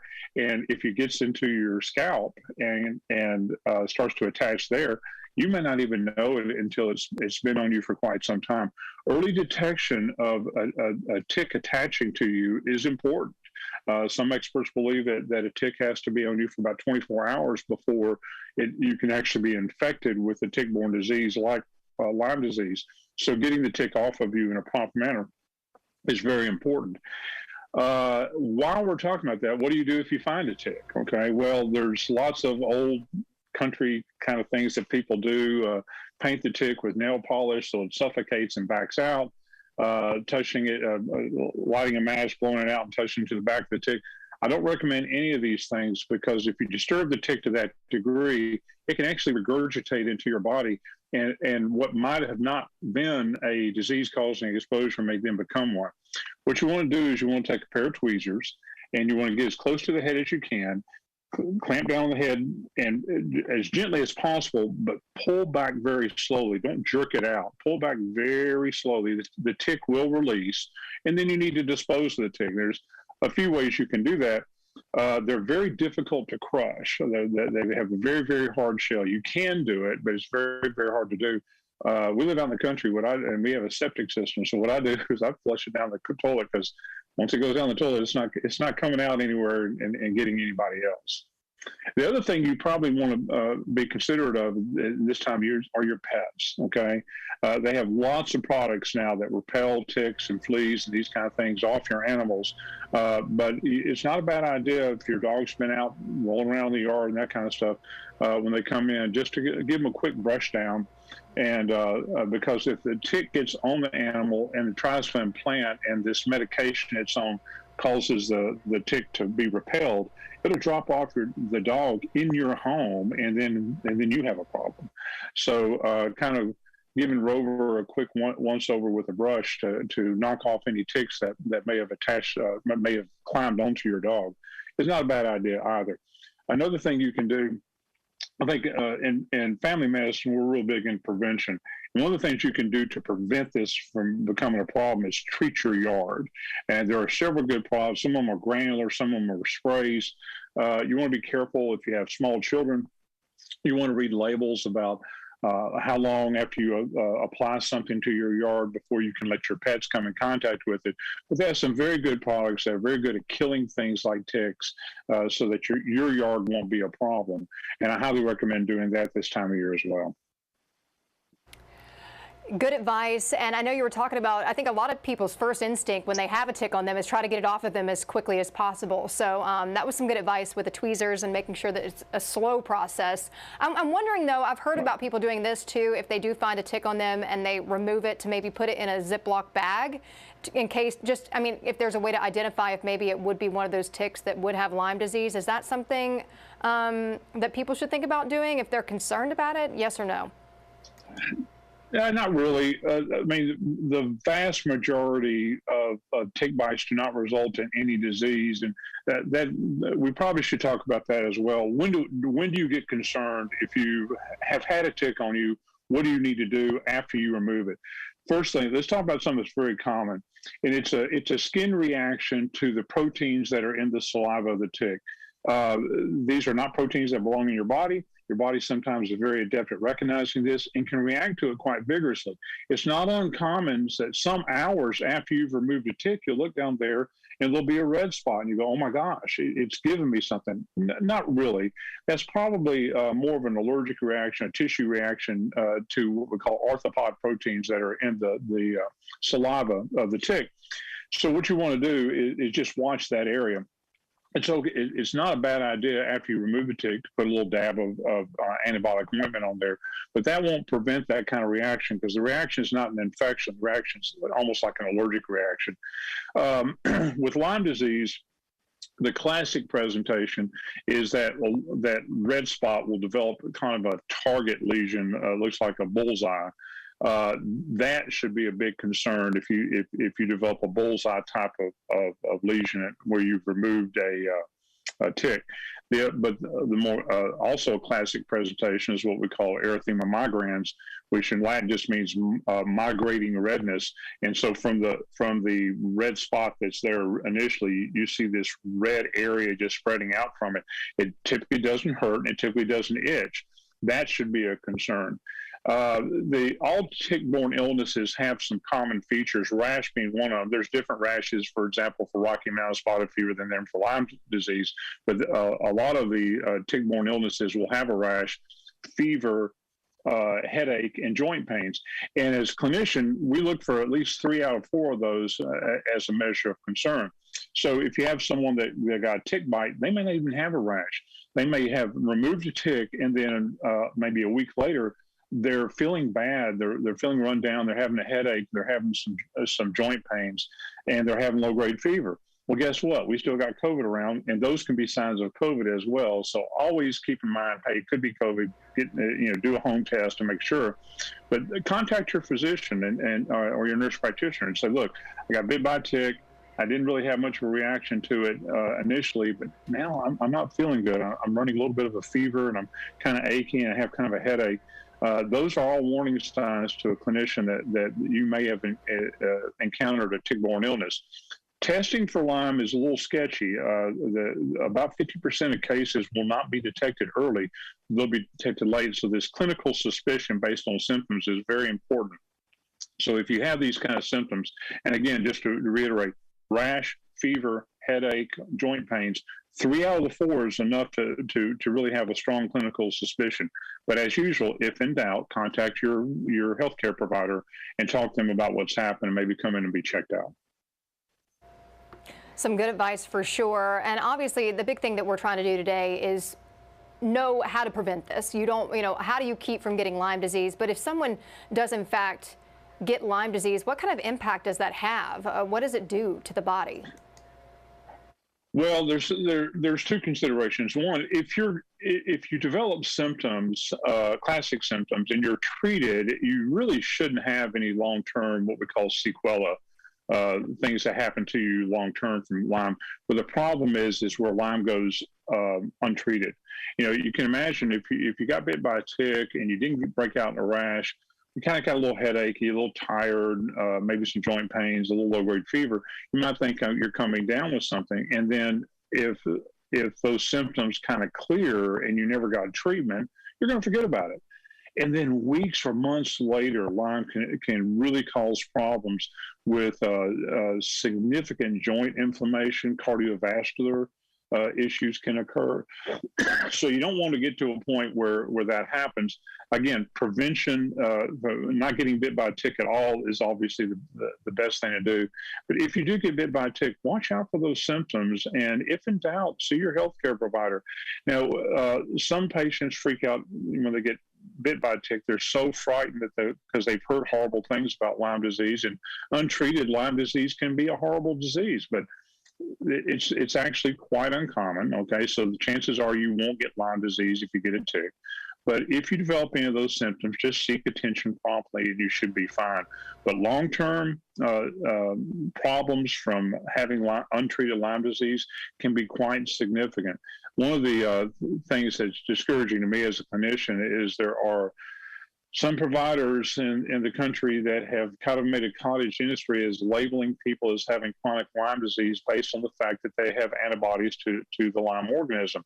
Well, having antibodies doesn't necessarily confirm infection. And there is absolutely no clinical data that these people need to be on long-term antibiotics for the rest of their lives. Chances are, even if you're detected somewhat late and you've developed some of these more significant symptoms, you can still be treated with infection. The weird thing about Lyme disease is in people who aren't treated promptly, even if they're treated successfully later and there's no indication that the organism is still in their body, it seems to kind of set up this resonance in the body where they continue to have symptoms sometimes for years, and they can become disabled with it.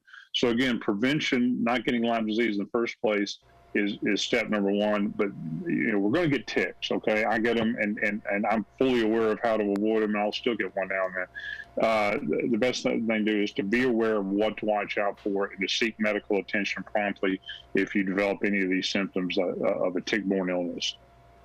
And that's why this conversation is so important this morning. But while we have you here, Dr. Mullins, any other kind of summer safety tips you want to make sure that we hit on? Well, yes, like I said, protecting yourself from mosquitoes, from things like West Nile virus and encephalitis is important. Obviously, most people get bit by a mosquito, don't get sick, but this is an avoidable thing with the kind of insect repellents that we have. So I do that.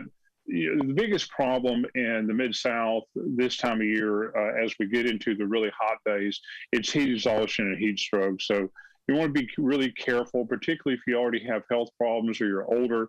You want to be careful about getting overheated, but young people can get dangerously overheated as well, outside playing hard in the sun and these kind of things. Take breaks, get in the shade, hydrate very well. It's generally not necessary for most of us to drink electrolyte replacement type of beverages. If we just keep well hydrated, most of us get more than enough salt and potassium in our diet. We don't really have to worry about drinking the electrolyte replacement solutions. But protecting against dehydration, heat exhaustion, and God forbid heat stroke, which kills people in the Mid-South every year, we really need to be cautious with that. Also, while we're along those lines, there are people in our community who don't have air conditioning. There are elderly people in our community who don't have air conditioning. If you know some of these people, if they're your neighbors, your friends, your relatives, as we get into the hot part of the year, please check on them and make sure that they're okay. And offer them a place to stay if you can when it gets really hot if they don't have air conditioning. And of course, the city and the county will open up shelters during some of these times as well. But when you compare the yearly toll from things like ticks in Shelby County, mosquitoes in Shelby County, and heat in Shelby County, heat beats them all. Yeah, definitely important to make sure you're staying hydrated, because a lot of times that kind of thing can sneak up on you and you don't realize Absolutely. how dehydrated you are. Yeah. So, Dr. Mullins, I appreciate you taking some time this morning to share this information with our viewers. It was really good to talk to you, and you have a great morning, all right? Thank you. You too.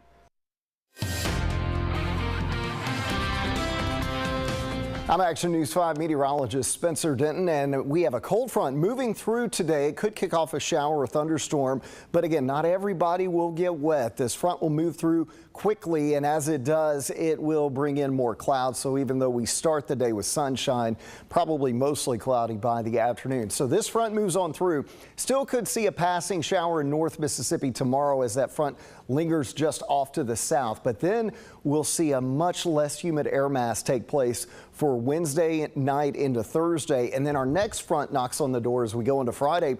Most of Friday is looking dry right now, but if this system speeds up at all, that could change things. So we'll keep an eye on it, but it looks like most of the rain will fall Friday night after 7 p.m. There could be a few thunderstorms as well. In the meantime, here's a look at what we're going to see with these two fronts. They actually bring in less humid air a couple of times this week. Wednesday night and a Thursday, it's going to feel much, much better than it has. And then again, Saturday into Sunday and early next week, it is going to feel fantastic heading into the weekend. 85 degrees today, muggy and warm. Again, an isolated shower thunderstorm, not as hot as yesterday. West wind at 5 to 15 miles per hour. Here's the timing in Futurecast. Again, it shows clouds out there off and on through the day after seeing sun this morning. And then as we go through the evening hours, 4 to about 8 p.m., a pop-up shower thunderstorm really possible anywhere across the Mid-South. Then as we go into tonight, tomorrow, we'll see just an isolated shower. Otherwise, temperatures drop into the 60s and then only in the mid to upper 70s tomorrow. So that's one reason it will feel cooler. Temperatures will be lower, plus we'll talk about that lower humidity as well. Now, Memphis in May activities, the World Championship Barbecue Cooking Contest. Temperatures around 80 on Wednesday as they're preparing and setting up all the tents and getting everything ready. On Thursday, 84, still not that humid out there. This is really going to be a fabulous week weather-wise for them. Now, Friday night, there could be some rain as they're smoking some of the ribs and the pork. Now, as we go into Saturday, Pleasant looks perfect for those that will be at the award ceremony Saturday afternoon. Of course, we'll keep you posted on the Action News 5 First Alert weather app throughout the rest of the week. You can check this. If you're a judge, if you're a contestant, if you are just going to hang out and watch everything, you'll need the app just in case for Friday night, especially Friday evening. There could be some rain in the area. But otherwise, in the First Alert 7-day forecast, temperatures at night will dip into the 50s by Saturday night. It's going to feel fantastic heading into the end of the weekend and early next week. A Memphis church needs your help after its organ pipes were stolen. Calvary Church, this is in downtown Memphis, getting ready for the almost 90-year-old organ pipes to be restored in Massachusetts, but thieves struck before they could send them off. Action News 5's Tavarius Haywood has details.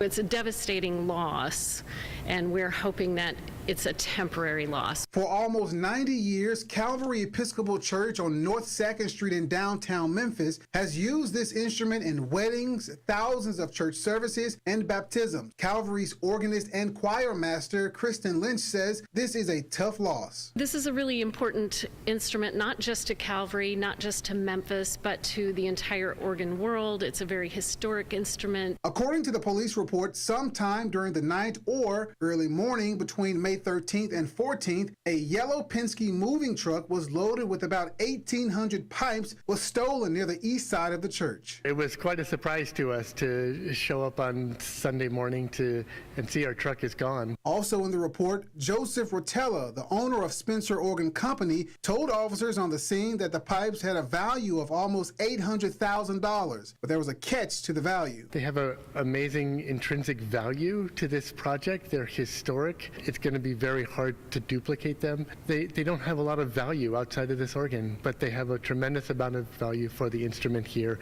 and for the community. We're hoping that someone will find this truck, bring this back to us so that we can continue to use this instrument to the glory of God. Penske's working on this investigation here, and they gave police the last known location of the truck. It was near Bullington Road in South Memphis. Check out this license plate number. This is what investigators are looking for on this Penske truck. It's T65589. The truck is out of Massachusetts. If you have any information on where this truck might be, you can call or text Crime Stoppers. Remain anonymous. That number is 901-528-CASH. One Memphis-based organization I want to tell you about is helping prevent crime in the city by starting with children. The Sheriff's and Police Activities League of Memphis and Shelby County working year-round to prevent juvenile crime and violence through positive relationship building. Mentors made up of professionals in the community teach life lessons through sports, education, and mentorships. Programs open to kids ages 8 to 18 over the last several years. The organization's director says the program has changed countless lives. In essence, to create positive work relationships between kids, cops, and community. We believe that if you see adults or law enforcement officers or positive role models in an outer uniform, working with youth as role models or advisors, they start to respect the laws that we enforce every day. If you'd like more information about this organization, please visit our website, actionnews5.com. New policy change at the Mississippi Department of Human Services making it easier for single parents to pay for child care. For nearly 20 years, single parents had to first seek child support from the other parent before they were eligible. Now the head of the Division of Early Childhood Care Development says the agency realized in looking in at the data and listening to those served by the program that the policy wasn't doing anything other than hurting moms and their children. One mother said that she had informal agreements with her children's fathers, but that the state wouldn't honor those. It was tough having to scrap and try to make arrangements for other people to like watch them and like, hey, I'll give you something. It made it really difficult, but I'm glad about this. You know, I'm really glad about this for the other moms out there who, you know, they might be in a more tough situation than I am. They could be in an abusive relationship, or they could, you know, be hiding from someone and they have to like, you know what I'm saying? So thank God that they don't have to go through that. Advocates and DHS representatives say the policy change will help with workforce issues because of lack of child care is often a reason parents can't seek out new jobs. Okay, Andrew Douglas in the Action News 5 digital desk. Methodist Le Bonheur Healthcare hosts a Camp Bravehearts. They've been doing this for many, many years. This is such an amazing experience, and it's for children ages 6 to 16 who have experienced a loss or bereavement. And it's been going on for quite a bit of time. I can remember doing stories years ago about it. And all I hear is that people who have attended this camp say that it's helped them so much. Let's bring in the camp director, Mark Smith, now on the digital desk to talk more about this year's camp. Mark, good morning to you. We have thousands of people who watch us here on the digital desk each and every morning. Can you fill them in on exactly what Camp Braveheart is? Good morning. Good morning, Andrew. Thanks for having us on today. Camp Bravehearts is a free 3-day camp for children and teens ages 6 to 16 who have experienced the death of a family member or friend within generally the past 2 years prior to attending camp. It's staffed by a team of trained professionals and volunteers, and we spend those 3 days together learning to deal with their grief. We do that in several ways. One way is simply normalization.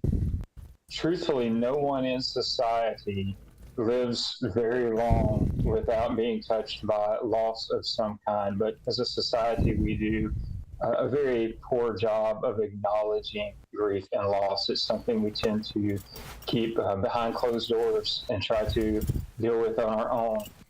We stuff it down and don't acknowledge it at all. So one thing that camp does just right from the start is it normalizes it. Everyone there, even our staff, have been touched by losses. So we normalize that grief. We come together as a group of staff and children and teens, and we acknowledge the grief rather than stuffing it down and pretending it isn't there. And beyond that, we work toward expressing the emotions that comes with grief in healthy ways rather than destructive ways.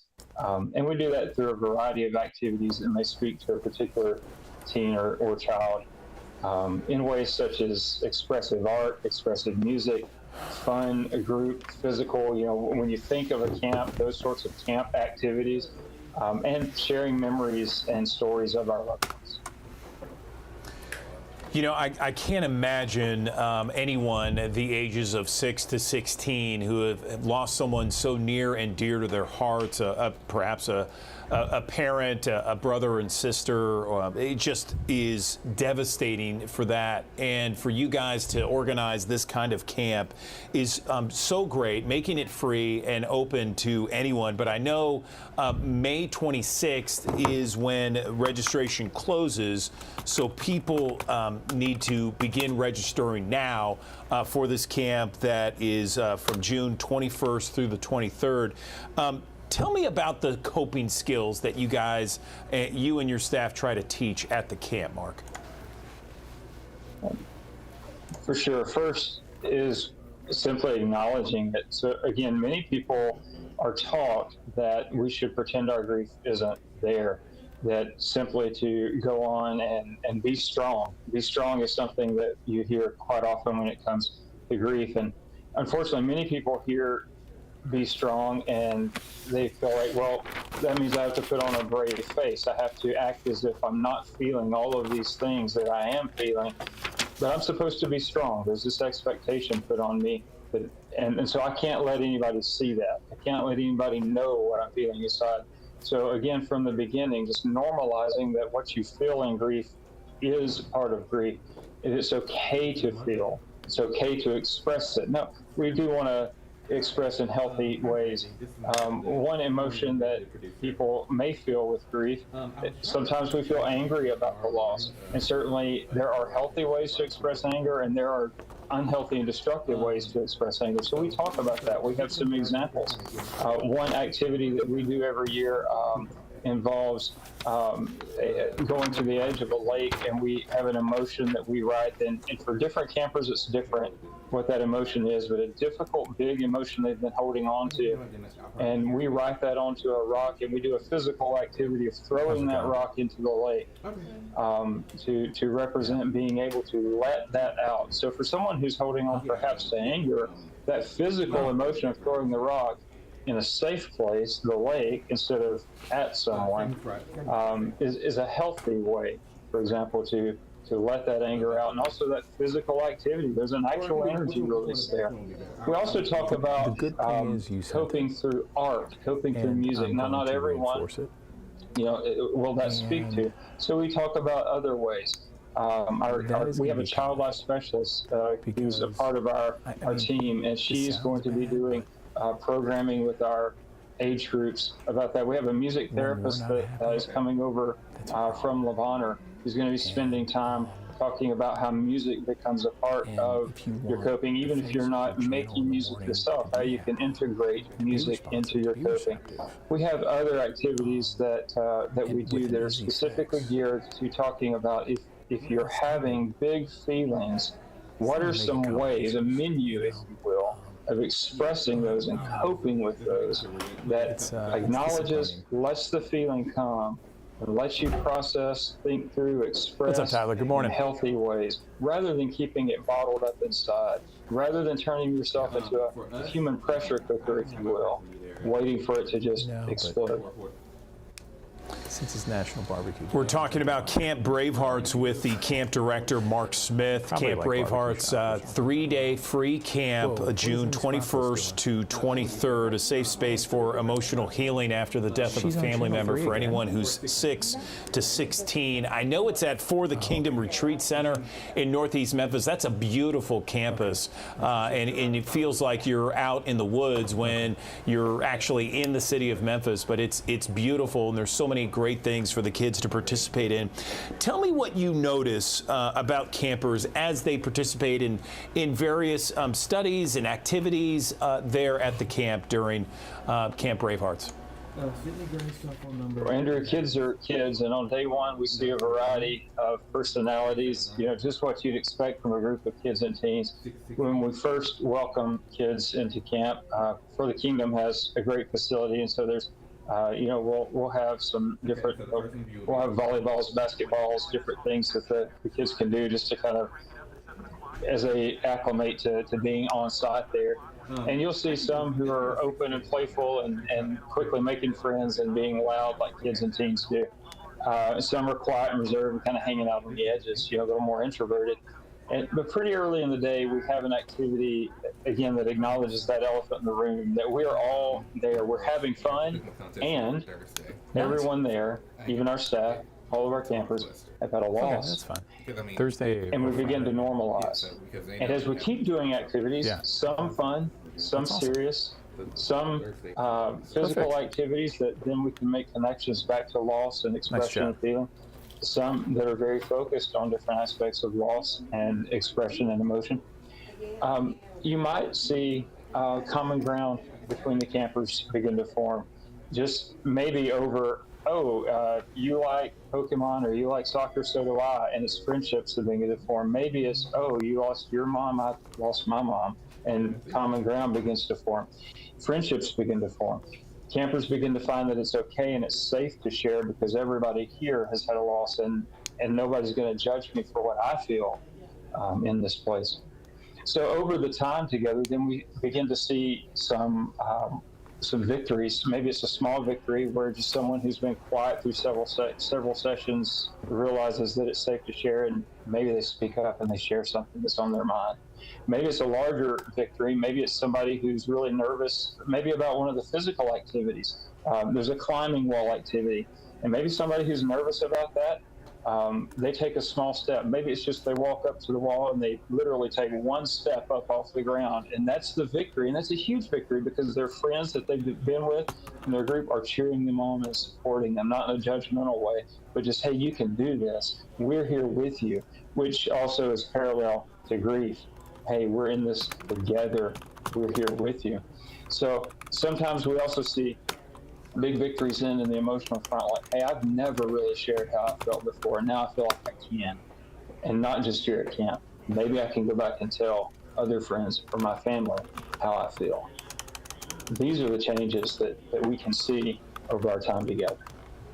That's fantastic. I really appreciate everything you and your staff does for this camp and for so many Memphians and families out there that are going through such a devastating loss. Where can people sign up? Where can they get more information about Camp Bravehearts? And is there anything else you want to mention before we let you go? They can go to methodisthealth.org/Camp Bravehearts. methodisthealth.org/Camp Bravehearts. All our information for registration is on our website there.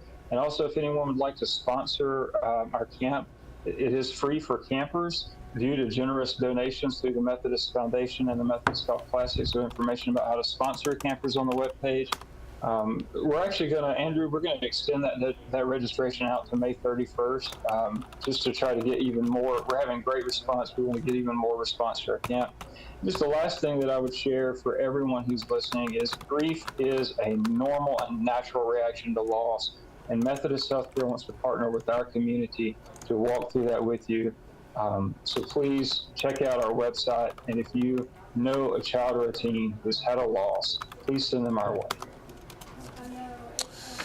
Okay, well, listen, Mark Smith, we really appreciate you, Camp Bravehearts Program Director. Thank you for all that you do for the community and Camp Bravehearts. Again, that registration deadline has been extended until the very end of May 31st. The camp, again, June 21st to 23rd for the Kingdom Retreat Center in Northeast Memphis. Mark, good luck this year.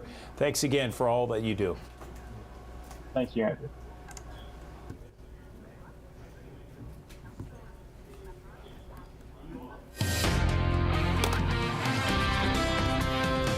I'm Action News 5 meteorologist Spencer Denton, and we have a cold front moving through today. It could kick off a shower or thunderstorm, but again, not everybody will get wet. This front will move through quickly, and as it does, it will bring in more clouds. So even though we start the day with sunshine, probably mostly cloudy by the afternoon. Okay, you too. So this front moves on through.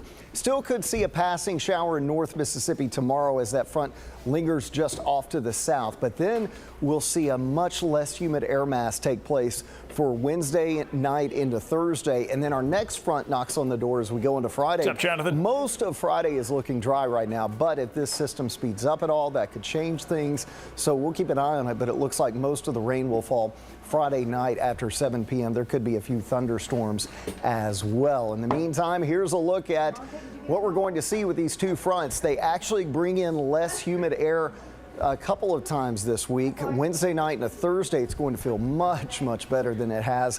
And then again, Saturday into Sunday and early next week, it is going to feel fantastic heading into the weekend. 85 degrees today, muggy and warm. Again, an isolated shower thunderstorm, not as hot as yesterday. West wind at 5 to 15 miles per hour. Here's the timing in Futurecast.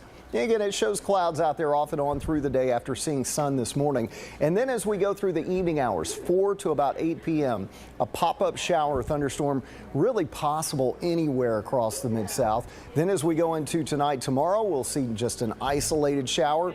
Otherwise, temperatures drop into the 60s and then only in the mid to upper 70s tomorrow. So that's one reason it will feel cooler. Temperatures will be lower, plus we'll talk about that lower humidity as well. Now, Memphis in May activities, the World Championship Barbecue Cooking Contest. Temperatures around 80 on Wednesday as they're preparing and setting up all the tents and getting everything ready. On Thursday, 84, still not that humid out there. This is really going to be a fabulous week weather-wise for them. Now, Friday night, there could be some rain as they're smoking some of the ribs and the pork. Now, as we go into Saturday, Pleasant looks perfect for those that will be at the award ceremony Saturday afternoon. Of course, we'll keep you posted on the Action News 5 First Alert weather app throughout the rest of the week. You can check this. If you're a judge, if you're a contestant, if you are just going to hang out and watch everything, you'll need the app just in case for Friday night, especially Friday evening. There could be some rain in the area. But otherwise, in the First Alert 7-day forecast, temperatures at night will dip into the 50s by Saturday night. It's going to feel fantastic heading into the end of the weekend and early next week.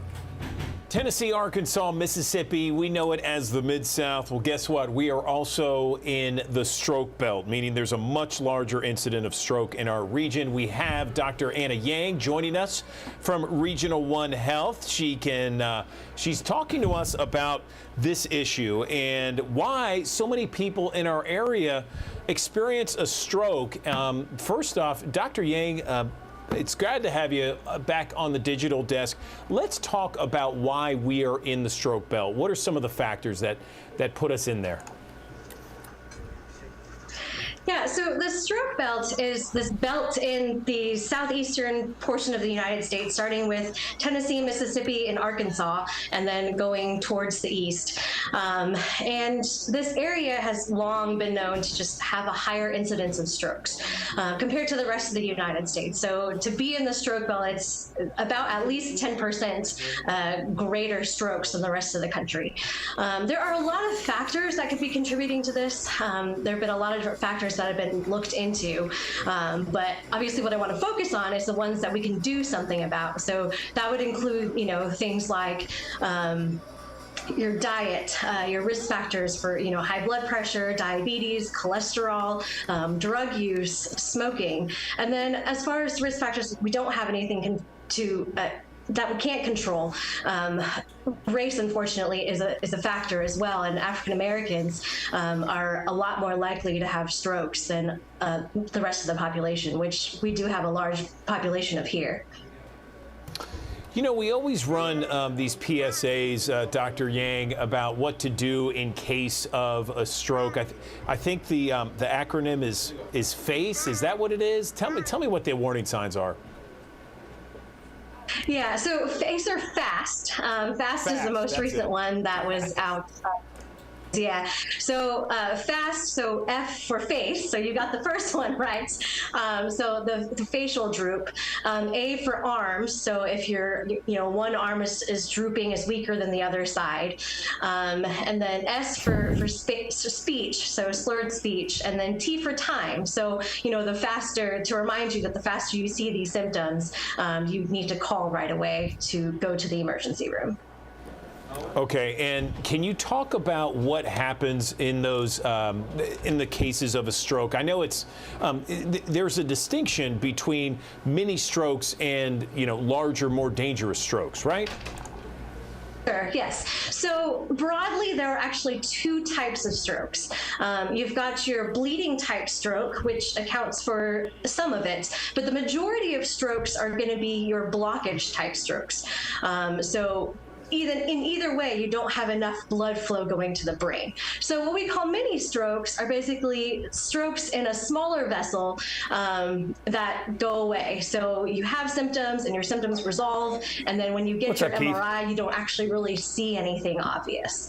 And then your big strokes obviously are the ones with significant neurologic deficits, where you don't just have a little bit of weakness or a little bit of numbness, that you may even have permanent disability from it. And these are strokes that you can see when you get the MRI. You can see exactly where in the brain has been affected. But even mini strokes, if you have a mini stroke, it's not something to be taken lightly, because these are risks for having a large stroke within a couple of days to a month even.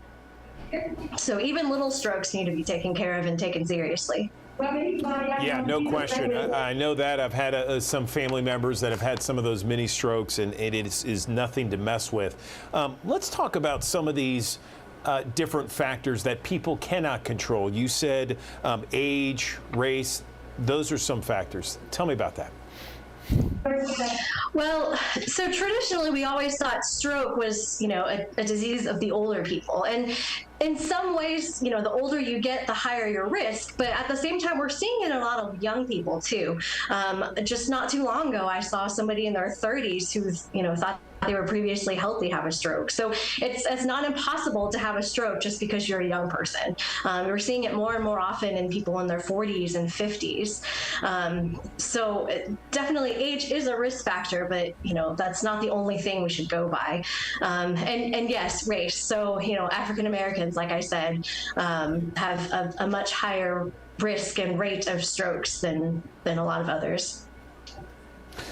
Okay, so if we have thousands of people watching us on the digital desk, Dr. Yang, if there are maybe 3 or 4 bullet points that you could give people to say, okay, you don't want to have a stroke, and ways to prevent ever having one, what would you say?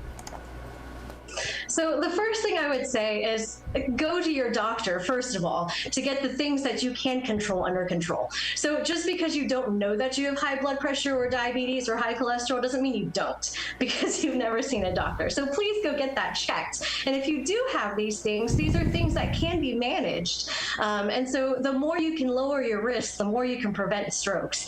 Majority of strokes are preventable, which is good news, but you have to know about these problems in order to do something about them to prevent them. So quitting smoking is another huge one.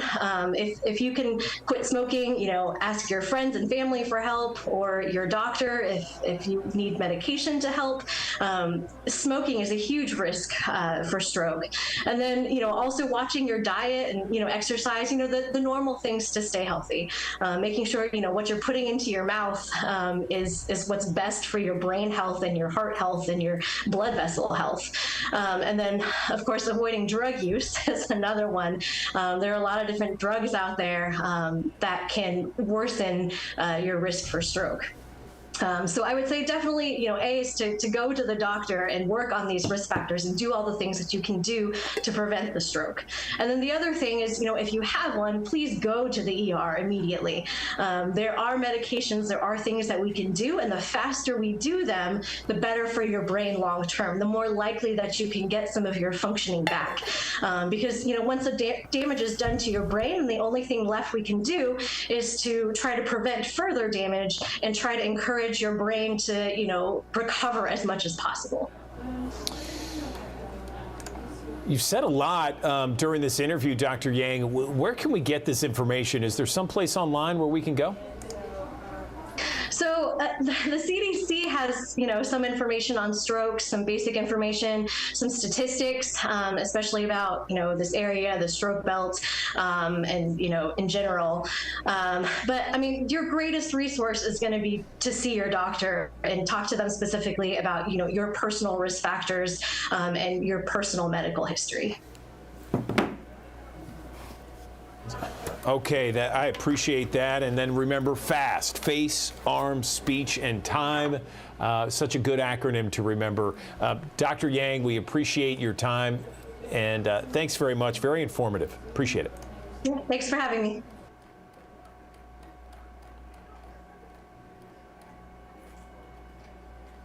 I want to tell you about this. The USPS combating a growing problem of theft. They're installing 12,000 high-security blue collection boxes around the country.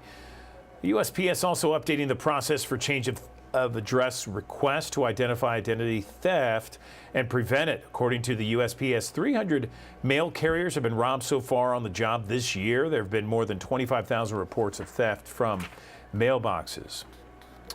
Well, AAA's forecast says this Memorial Day weekend could be one for the record books. If you're among the millions of people driving or flying over the holiday, what you can expect and perhaps how to avoid all the headaches. We have Cole Higgins with some travel tips and hacks. Get ready for a record-breaking Memorial Day. According to AAA, 42.3 million Americans are expected to travel 50 miles or more from home over the holiday weekend. The desire to travel is high. It's back to what it was pre-pandemic. Compared to 2022, that's a 7% increase or nearly 3 million more people. And AAA says it's a glimpse of what's ahead this summer travel season, saying roads and airports will be busier than before the pandemic.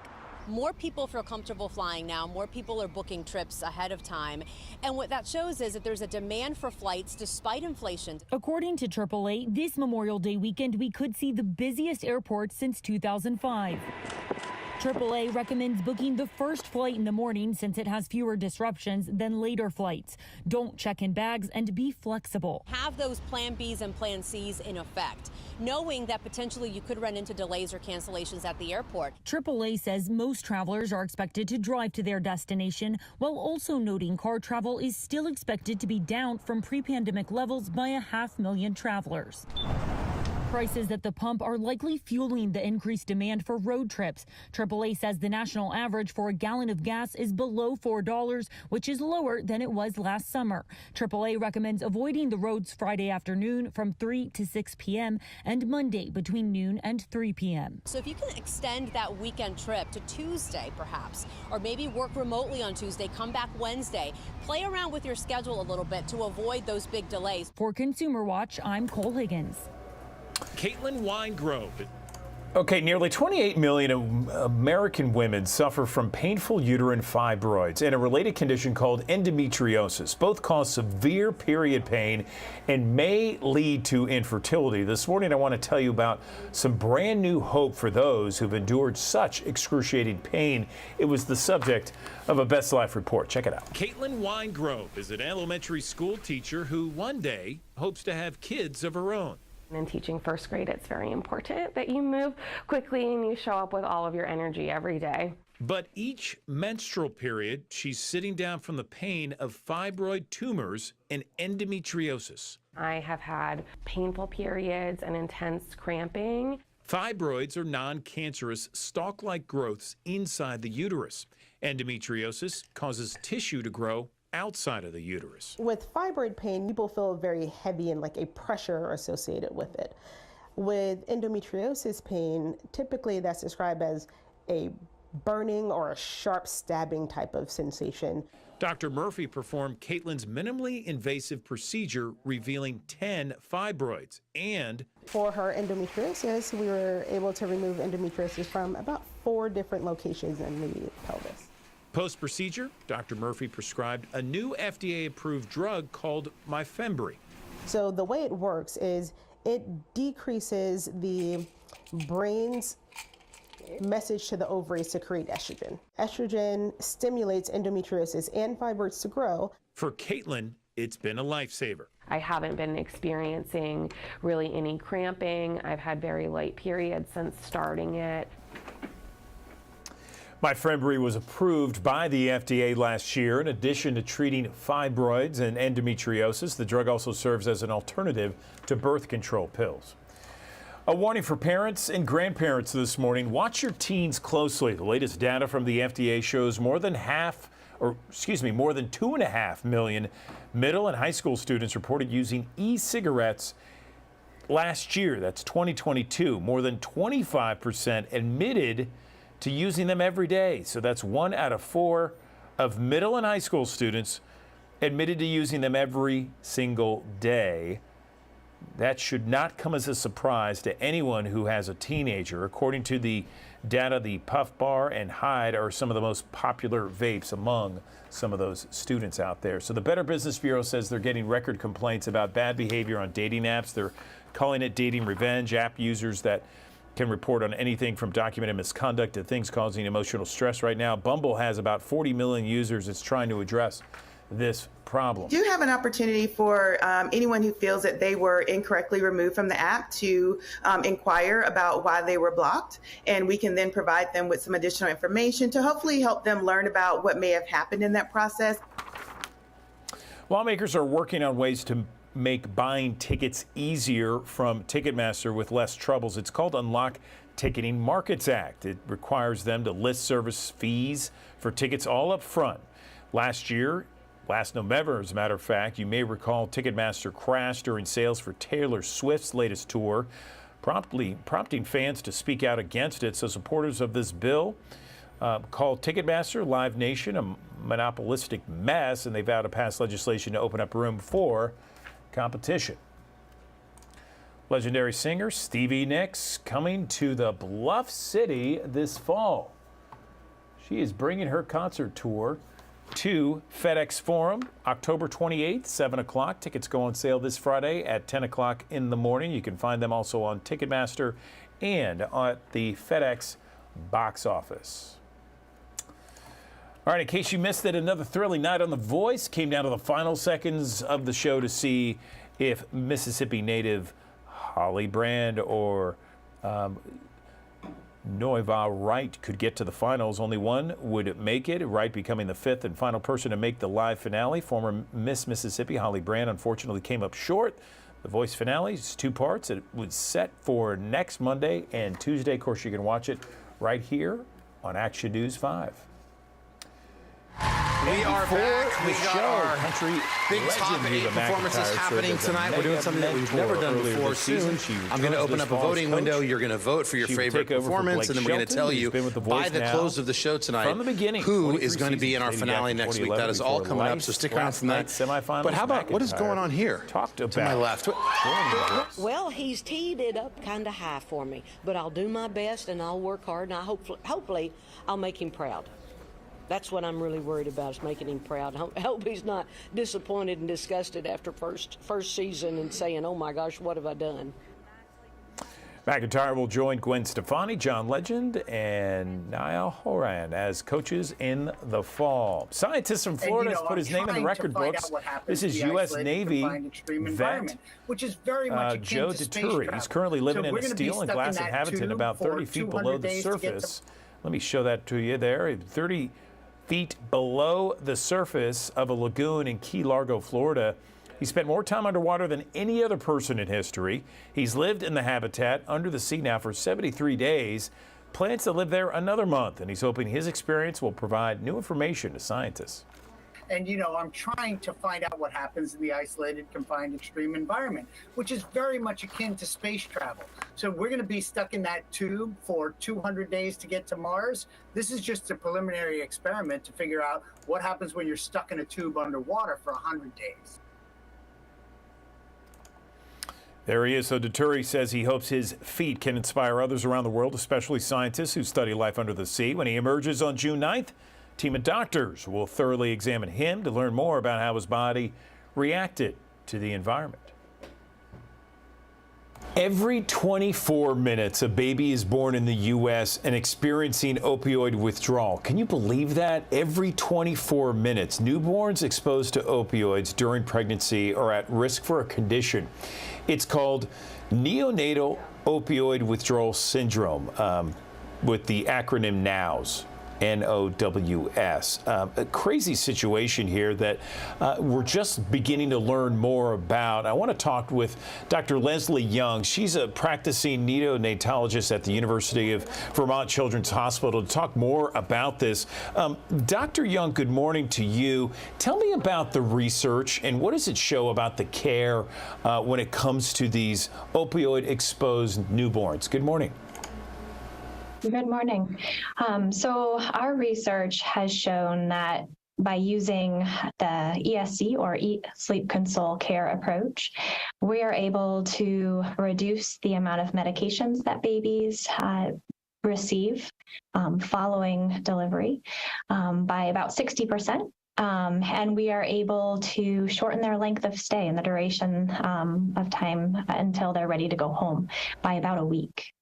So it's really exciting research. Oh, okay, so Eat, Sleep, and Console, ESC. So tell me, first off, that stat just blew my mind. Every 24 minutes, a baby's born in the U.S. that has some sort of opioid withdrawal. I mean, if that doesn't tell you how bad the opioid epidemic is in this country, that stat should.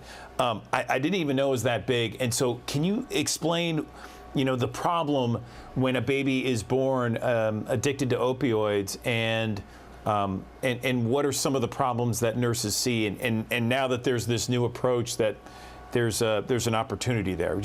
Just take us through, because I know our viewers might, this is the first time they're probably hearing of this. Yeah, so it's mirroring the opioid epidemic, which you've highlighted as a significant problem. Babies aren't actually born addicted to opioids. Addiction requires a psychological piece of kind of seeking behavior despite consequence. So what we actually see is that babies are born with some degree of dependence and then experience withdrawal following delivery. These babies can have increased muscle tone or muscle tightness. They can be quite jittery when disturbed, or even just when laying there, they can have jittery movements. They can have digestive issues with diarrhea. They can have difficulties feeding. They can be challenging to console and to keep from crying. And so babies can have some degree of withdrawal if they've been exposed to opioids in the womb. And this exposure can be of prescribed medications or illicit.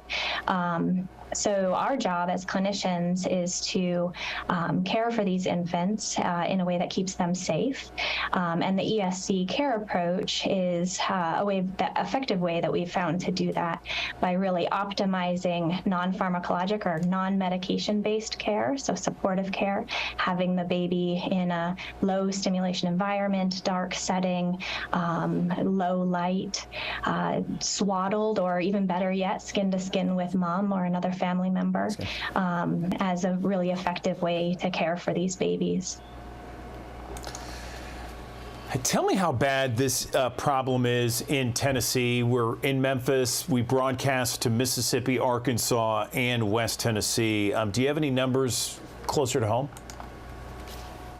Yeah, I don't have numbers off the top of my head for your area, but I'll say those are areas that are impacted quite a bit by the opioid epidemic. And as I said, the exposure to babies while in the womb has mirrored the epidemic. And so we've seen increasing numbers since 2010 and hope to see those numbers stabilize here soon. But as of yet, we've not seen that to be the case. You mentioned Eat, Sleep, Console is the newest care approach to these babies that are experiencing opioid withdrawal. How does that differ from the traditional method? Yeah, so the traditional method had at its foundation a scoring tool called the Finnegan Neonatal Abstinence Scoring Tool, which was developed in the 70s and used ever since because we didn't have another alternative. It tends to be quite subjective. It's looking at all the possible signs and symptoms of withdrawal, and the baby gets a score. So things like sneezing and this jitteriness I talked about contribute to a baby's score, and then that score is used to dictate whether or not the baby gets medication. It tends to be subjective. We've found that it overestimates the need for medication. So more babies were receiving medication than probably needed to be.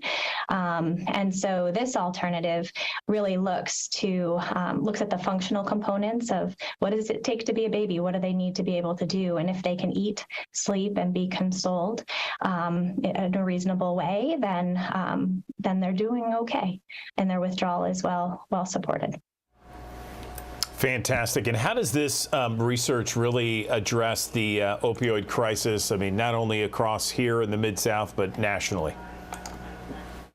That's a great question. It's one part of a very large puzzle, as you've alluded to, but one that I think I'm very excited to say we're making inroads on. The HEAL initiative, the Helping to End Addiction Long-Term initiative, is a very, very large initiative funded by the NIH that's looking to improve supports and within communities and care across all individuals who are impacted by the opioid crisis. It's bringing a lot of hope to communities, and it's really exciting and portends a bright future for those impacted by opioid use disorder. You know, this is interesting, Dr. Young. Is there any place people can go for more information about this? Because the opioid crisis in our area is fairly significant. Yeah, so the HEAL initiative has a webpage, and specifically for this study that can be accessed at www.heal.nih.gov/ESC, and that stands for Eat, Sleep, Console. Okay, Dr. Leslie Young at the University of Vermont Children's Hospital, we appreciate you talking with us and informing us about this very important issue. Thanks very much. Yeah, thank you for having me.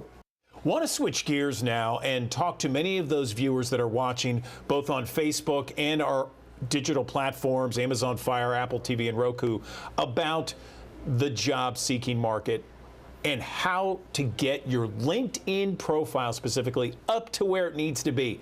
Amp it up a little bit so that it grabs those employers and says, hey, look at me.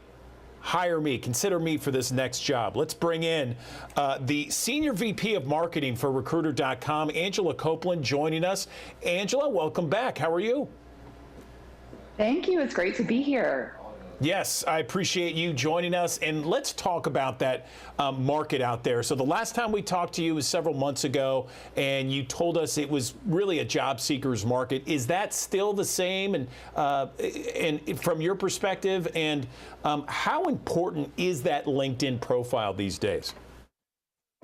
It's a great question. You know, the market continues to be very exciting right now. You know, things are really changing. As you've seen, some big companies have had layoffs, things are changing. But we actually do a poll each month called the Recruiter Index. And we found for our latest poll that sentiment is up among both job seekers and recruiters. And as you know, the unemployment rate continues to be relatively low, considering everything going on in the market. So I think it's a great time to continue looking, and LinkedIn is a great place to start.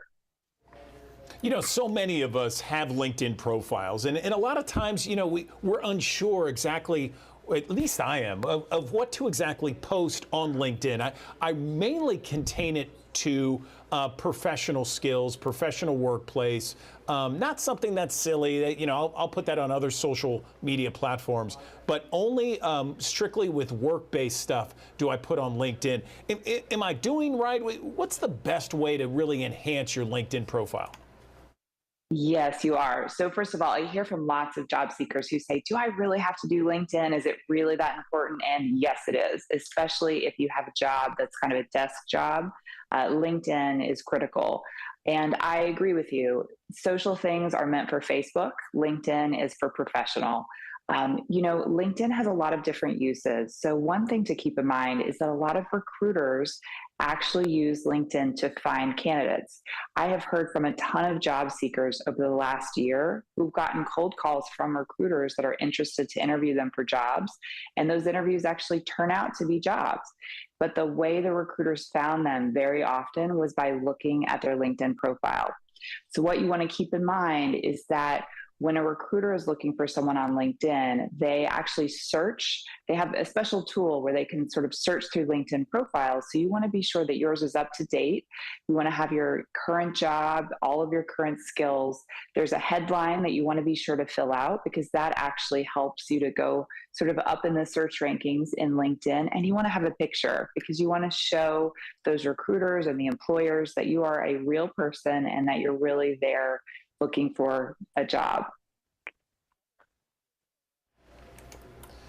So many people will reach out on LinkedIn to try and network with other professionals. Is that a good or bad idea? What are the parameters of networking on LinkedIn? You know, I love networking on LinkedIn, but you have to do it the right way. You don't want to come across like a spammer. You don't want to be bothering people. But it is a good way to reach out. And very often it can be a good way to research a company and see if you can find who the hiring manager is or who the other people are that work at that company. And, you know, I think that is a really solid way to use LinkedIn. If you want to reach out and mention that you've seen a job posting that you're interested in and you'd love to ask more questions, or that you'd love to sort of share a little bit about your background, I think that's great. Assuming that LinkedIn is sort of like your one-stop shop to getting free meetings all day, every day is kind of a bad tactic to be taking. But I think, you know, LinkedIn can be an excellent source. There are also a lot of groups on LinkedIn that you can join that are specific to sort of industry or job function. And it's a great way to meet other people that are in your industry and to really connect with them. But I think last but not least, there is an entire section of jobs that are posted on LinkedIn. So if you're looking for a job, you know, you can actually go and look up jobs at all different companies, not just LinkedIn, but many different companies, and find a fit for what you're looking for, and then you can actually apply. So it's interesting because you can use it in a lot of different ways, you know, to stay in touch with people you've worked with, to make new connections, and then to apply for things you'd like to do in the future. Great advice, Angela. What about the do's and don'ts? I get people coming to me saying, I don't know if I'm posting too much on LinkedIn or if I'm not posting enough. You know, you don't want to bother people, but at the same time, you want to get your name and brand out there. Are there some good do's and don'ts that people should be following? Absolutely. You touched on one, which is really keep it professional. You know, when you have your photo that you're uploading, make sure that it is just you and that it's recent. I've seen pictures in the past of people that are in a wedding dress or that are at a party or have a drink in their hand. You know, that is not a LinkedIn photo. So there are things like that you want to keep in mind. You know, you want to, again, keep your profile up to date. I would say keep in mind, though, that if there are certain things that are confidential about your job or your company, don't post those in your LinkedIn. You know, have discretion. Again, like, don't reach out to people too often. If you are posting, you can actually share posts similar to Facebook. You can kind of share updates on LinkedIn. And I would keep those to things that are truly useful information to the folks that you're connected to. You don't want to be posting sort of random things that you might otherwise see on a site like Facebook. And I would also follow sort of social etiquette norms where you're not talking about things like politics, religion, money right on your LinkedIn. You know, think of it almost like a dinner party where you only know these people so well and you're there to make a good first impression, but it's got to be kind of surfacey to some degree. LinkedIn has certain levels, premium, the free membership. When should we go for the premium? You know, it's a good question. The good news is they have a trial, and I always suggest to job seekers sign up for the trial and see what you think about it. You can get away with not having it, but if you are actively looking for a job, sometimes signing up for the paid service can be helpful. The big feature that I think is really useful to job seekers is that it allows you to send what's called an in-mail. And that means that you can send kind of like an email within LinkedIn, but to folks that you don't otherwise know or you're not already connected to. And each month, if you have a paid subscription, you're allocated, I believe it's maybe 5 in mails that you can send, and that can really help you as you're applying. To me, that's really the biggest difference, although I do think it's possible that LinkedIn tends to prioritize the paid members above the non-paid members when it comes to applications and other, communications within LinkedIn. So I think there's a slight advantage, and it's not too terribly expensive, but I would start out with the free trial because you can certainly get away with using that. You mentioned earlier about your picture, make sure you have a picture on there. And I'm curious, a lot of times people don't know the kind of picture. Do you want a picture where you're sitting at a cubicle? Do you want a picture where, it's like a glamour shot? I mean, can you give a little clarity on the picture? It's a great question. When it comes to your picture, it doesn't have to be some professional photo that you hire a photographer to take. You can have a family member or a friend take it, and you could take it with a phone even. But it does need to be, a shirt or a dress that you would wear in a professional environment. And, you want to have good lighting. You want to have the picture be recent, and, be sort of in a space where there are not other people around in that photo with you. And it should primarily be your face. Those would be the guidelines I'd really try to stick to with the photo. This has been fantastic, Angela. Really appreciate the insight here. Anything else you want to mention before we let you go?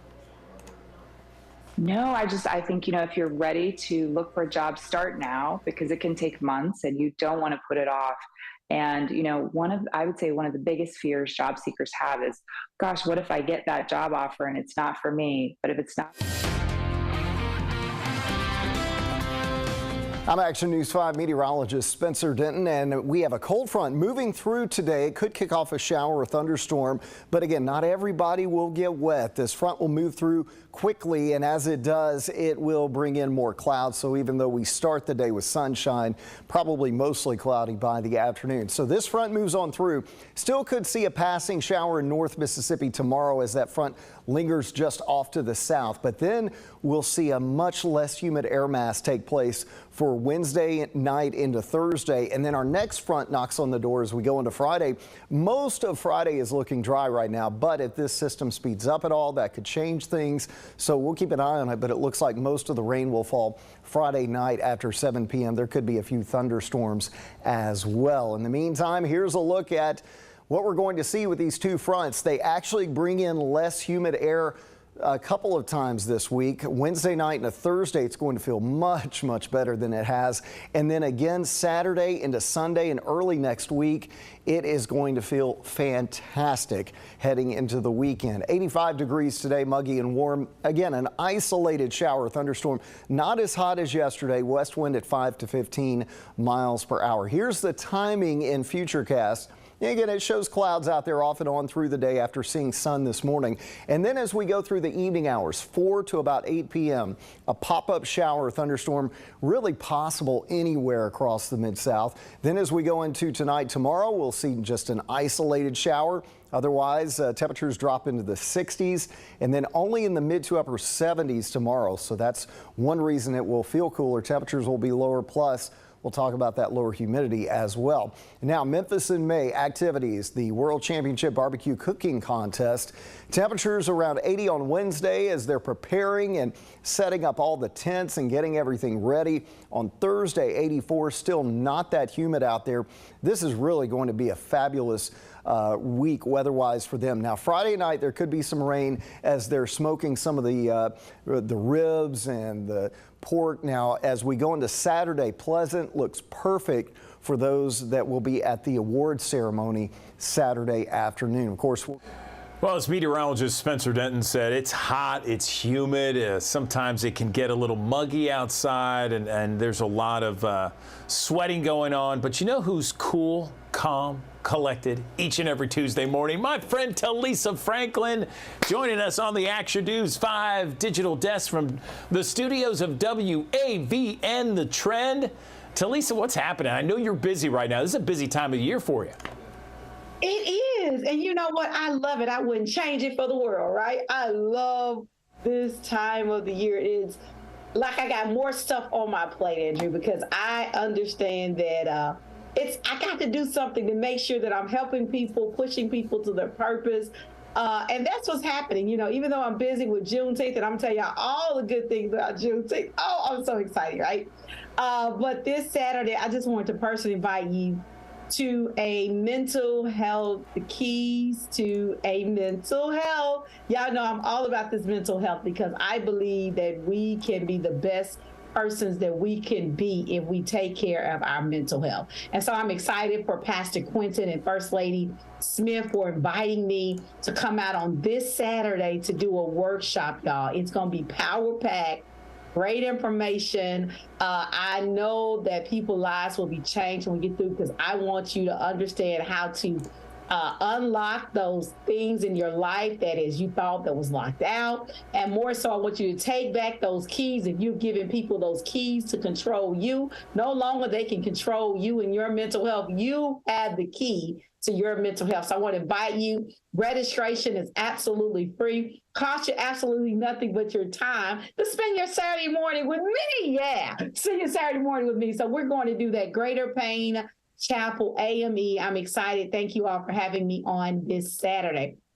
You want to be in the place? Go ahead and register. Reach out to the church, and definitely I cannot wait to see y'all on this Saturday as we just dive into getting our mental health all safe, all great, all again. Yeah. So I'm excited about that. But then y'all know Juneteenth is coming up, right? Juneteenth. Yes, I get really excited about Juneteenth. Let me tell you why I get excited about Juneteenth.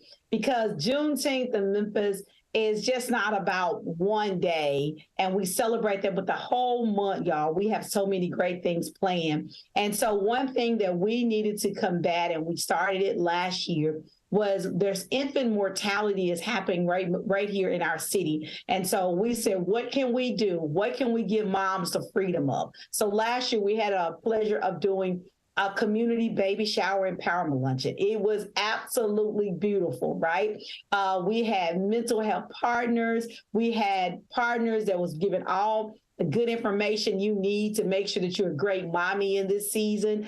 There was so many health and wellness vendors and so many people that's giving out free information and free stuff. And we had a great time. We had the 360 going on. We had great entertainment. We had great food. I'm so grateful. We have it at one of Memphis's premier facilities, the Kent in the Snuff District. But listen, if you're pregnant, and you got a little bundle of joy in your belly, I want you to register, and I want to personally invite you to our community baby shower empowerment luncheon. Listen, go ahead and register, and we'll send you all the information because we want to give you an amazing shower that you can say, man, Memphis did it for me. One of the joys, Andrew, that I got last year, one of the mommies walked up to me and she said, thank you. She thanked me for giving her a baby shower that she said she never could have afforded to have for herself. And that touched my heart because we just don't do it to do it. We do it with a spirit of excellence, excellence venue, excellence food, excellence experience, excellence community partners. And so many parents walked away with resources they had no clue that was available. And so Juneteenth means freedom. And we have to give these little babies the freedom to live, the freedom to thrive, and not just survive when their mommy bring them in this world. And so if you are pregnant or know somebody that is pregnant, take my personal invite. I invite them to be a part of the community baby shower. But you got to register so I can know how to provide the best experience for you. And that's how we kicking off Juneteenth. And then y'all know this year we're celebrating 30 years in Memphis. It makes my heart feel good to say 30 years in Memphis. So what do you mean? If you want to celebrate with us, we're doing a commemorative edition publication. If you have a business, you have a brand, you have something, maybe your parents or your grandparents celebrated Juneteenth with us and they're not here, and you want to make sure their voice and their face is in this piece, or you have a business and you want to say, Talisa, I stand with you with Juneteenth. And so I want to make sure I have something in this commemorative edition. This is going to be a way for everybody in the world to see how Memphis do it. And we do it really, really big. So I want to invite you all to get something in the commemorative edition. If you're a small business, micro business, or a Fortune 500 business, you got to have your brand in this edition, right? Go ahead to it. And these proceeds literally helps our scholarship fund that we do to bless young people throughout the year. And drum roll, I am excited to announce that in Memphis, we celebrate Juneteenth all year long. In Shelby County, we celebrate Juneteenth all month long in the month of June. Thank you, Mayor Jim Strickland. Thank you, Mayor Lee Harris, for making sure that we are holding the brand of our city up. And so, y'all, as you see, there's events planned all month long. And so I know that there's so many other people that's doing great things for Juneteenth, right? And so what I want to do, I want you guys to go to our website, Memphis Juneteenth, send us the information so that we can list your event on the website, because we are so proud to be the official observance for Juneteenth in Memphis and Shelby County, the Memphis Juneteenth Festival. But one thing about our mayors and everybody at the table, we want to make sure it's equity, inclusion, and we want to include everybody. And so whether you in North Memphis, South Memphis, East Memphis, and there is going to be celebrations going on all over our city, and there's going to be one website you can go to, Memphis Juneteenth, and find all those places how you can celebrate Juneteenth, y'all. This year, we were doing Juneteenth before it was cool and before it was a hashtag. We're celebrating 30 years right here in the city of Memphis. And so all things Juneteenth, you'll go to memphisjuneteenth.com. And listen, you'll see all the things that we're doing, that I'm leading as the president of the Memphis Juneteenth Festival and everything. But also you'll see all the amazing people that's in our city that's doing great things for Memphis Juneteenth and all around our city. So you can find all the activities in one place. So if you have an event and we don't know about it, just shoot us an email, shoot us a link so that we can add you to the Memphis Juneteenth website so that everybody will know how to celebrate Juneteenth all month long. And so, Andrew, that's why I'm so excited. You know, our mayor, Mayor Harris and Mayor Strickland, they are so amazing leaders that they wanted to make sure that, you know, the whole world looks at our Juneteenth. You know, we have so many amazing publications all over the world that we was named last year one of the top 8 cities. So 1 out of the 8 cities and all around the world, and we were in that number. And I was very excited and proud to be the face of Memphis Juneteenth to say, hey, y'all, we're doing it, y'all. We do it really good right here in the Bluff City. And we're just excited that so many people are looking at Memphis and looking at all the great things that we're doing. And we want to continue for them to look and see how that we're all working together as one to celebrate Juneteenth this year. I mean, 30 years, you know, it's now cool, hip, and trendy, but we've been doing this for 3 decades. And so that's another source of pride for so many people. Doesn't matter your background, doesn't matter where you're from. You can come and celebrate with Talisa Franklin and everybody else Juneteenth all month long in June. I love it, Talisa. I love when you talk about it each and every year. Thanks again for all that you do. I appreciate the rundown of events you got going on this weekend and beyond. We appreciate you, Talisa Franklin. Thank you.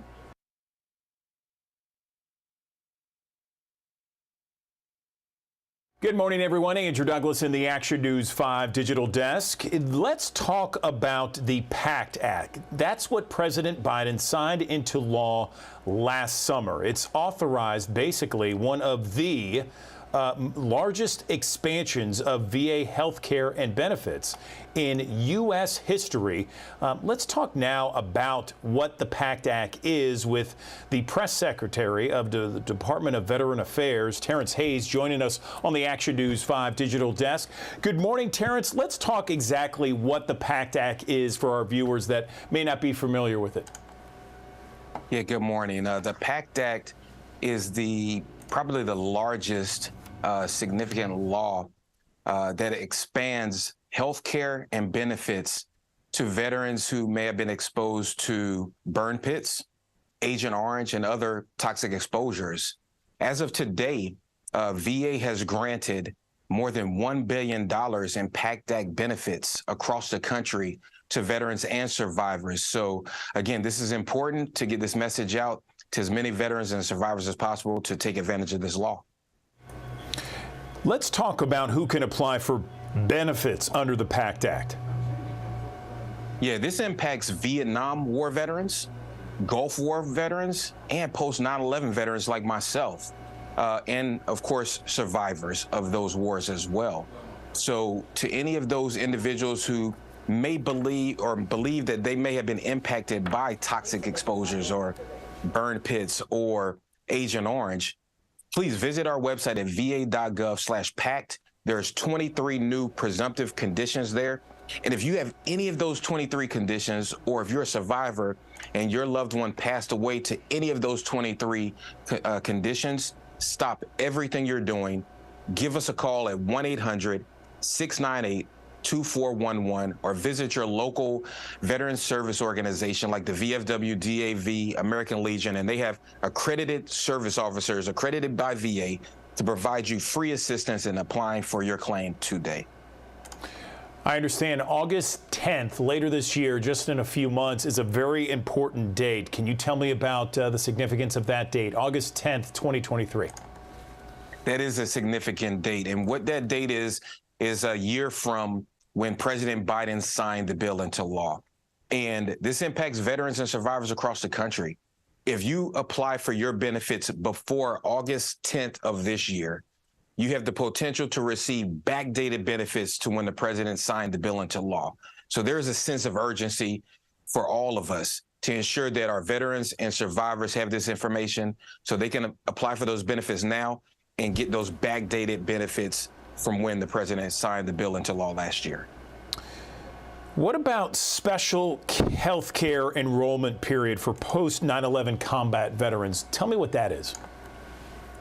Yes, there may be some post 9/11 veterans across the country who may have missed the initial opportunity to enroll in VA healthcare. And we have afforded that opportunity, a window open now to October 1st for all post 9/11 veterans who may have missed that opportunity. So to any of those members out there right now who are interested in visiting your local VA medical center to receive care, this is your opportunity. Please visit your local VA medical center, visit the website at va.gov/PACT, or again, give us a phone call at 1-800-698-2411 to find out more ways you can enroll into healthcare now. Okay, anything else you want to mention with regards to this? You've given out a phone number, you've given out some online information. Anything else, Terrence, you'd like to mention before we let you go? Yeah, more than 500,000 folks have already applied for PACT Act benefits. And while many people may think that's a low number, or excuse me, a high number, we believe that's a low number. And this bill that has been signed into law could potentially impact 3.5 million men and women and survivors. So it's critical that if any of those individuals have any of those conditions on that website at va.gov/PACT, it's automatically assumed that it's because of your service. Stop everything you're doing. Give us a call. Apply today so we can get those benefits in your hands right now. Okay, and you got to do it before August 10th, 2023. I appreciate it. Well, actually, that's not true. You can do it anytime. It's just to get those backdated benefits by August of this year. Okay. All right. Good deal. Good deal. Well, listen, for more information, va.gov/PACT. That's PACT. Terrence Hayes, we really appreciate you joining us on the Action News 5 Digital Desk with this information. Thanks very much. Thank you, sir. Today, people living with HIV can expect to live as long as the general population thanks to the discovery and development of effective treatments. Right now on the Digital Desk, we are joined by Dr. Harmony Garges, Chief Medical Officer at ViiV Healthcare. Doctor, good morning. How are you? Good morning. I'm doing well. Thank you for having me. Appreciate you being here. How has living with HIV changed over the years to today? Well, it's changed so much in the last 40 years. It's really been quite amazing.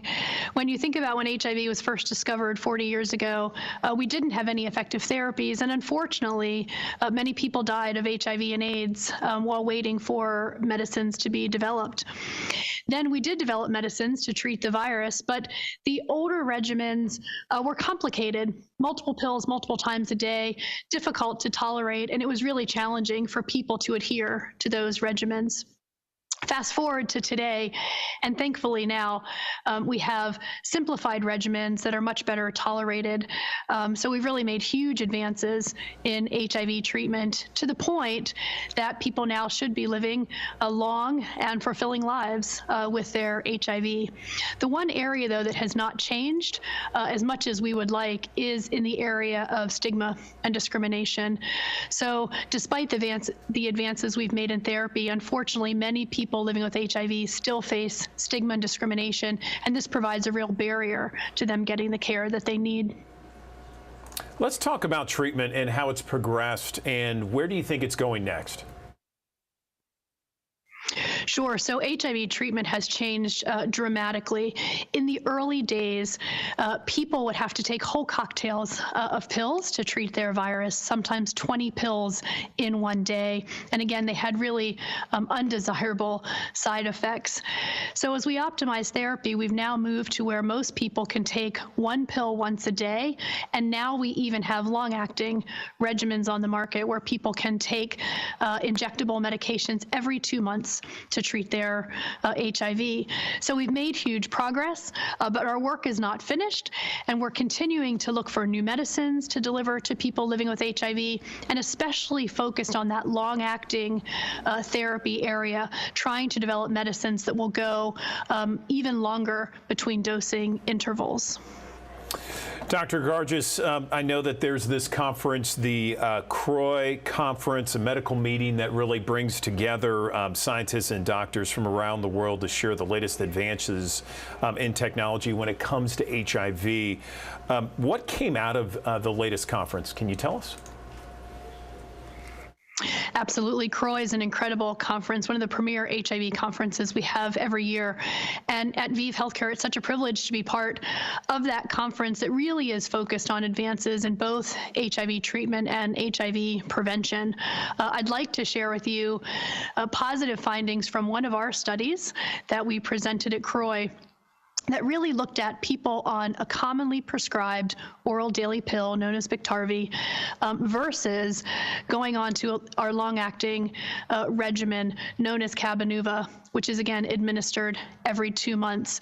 And there were 3 really important takeaways from this study that compared these 2 regimens.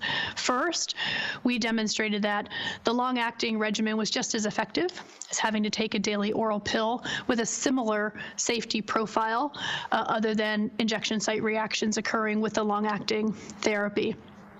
But interestingly, what we also showed was people who entered the trial on this oral daily medication, nearly half of them reported a psychological burden with having to take that pill every day, that daily reminder of their HIV.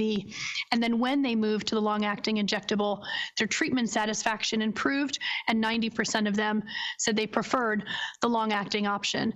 So to me, this just reinforces the need for different options, different therapies, and really having an individual conversation between physician and patient about their choices so that the patient and doctor can make the right choices for that individual. Interesting stuff here, Doctor. Where can people go to learn more information? So first, I would encourage anyone living with HIV to please have a conversation with your healthcare provider about these different treatment options so you can understand what's best for you. And to learn more about this long-acting regimen, please visit our website, cabenuva.lai.com, for more information. Okay, Dr. Harmony Garges, we appreciate you. Thanks for the update and advances in HIV treatment and technology. Appreciate it. Thank you for having me. All right, that does it for us here in the Action News 5 digital desk. We got Action News 5's midday report coming up at the top of the hour with Ariana Poindexter. And then I want you to join me once again, tomorrow morning at 7 o'clock. We have a new start time, 7 o'clock each and every weekday morning. We go from 7 to 11 right here on the digital desk. We'll see you then.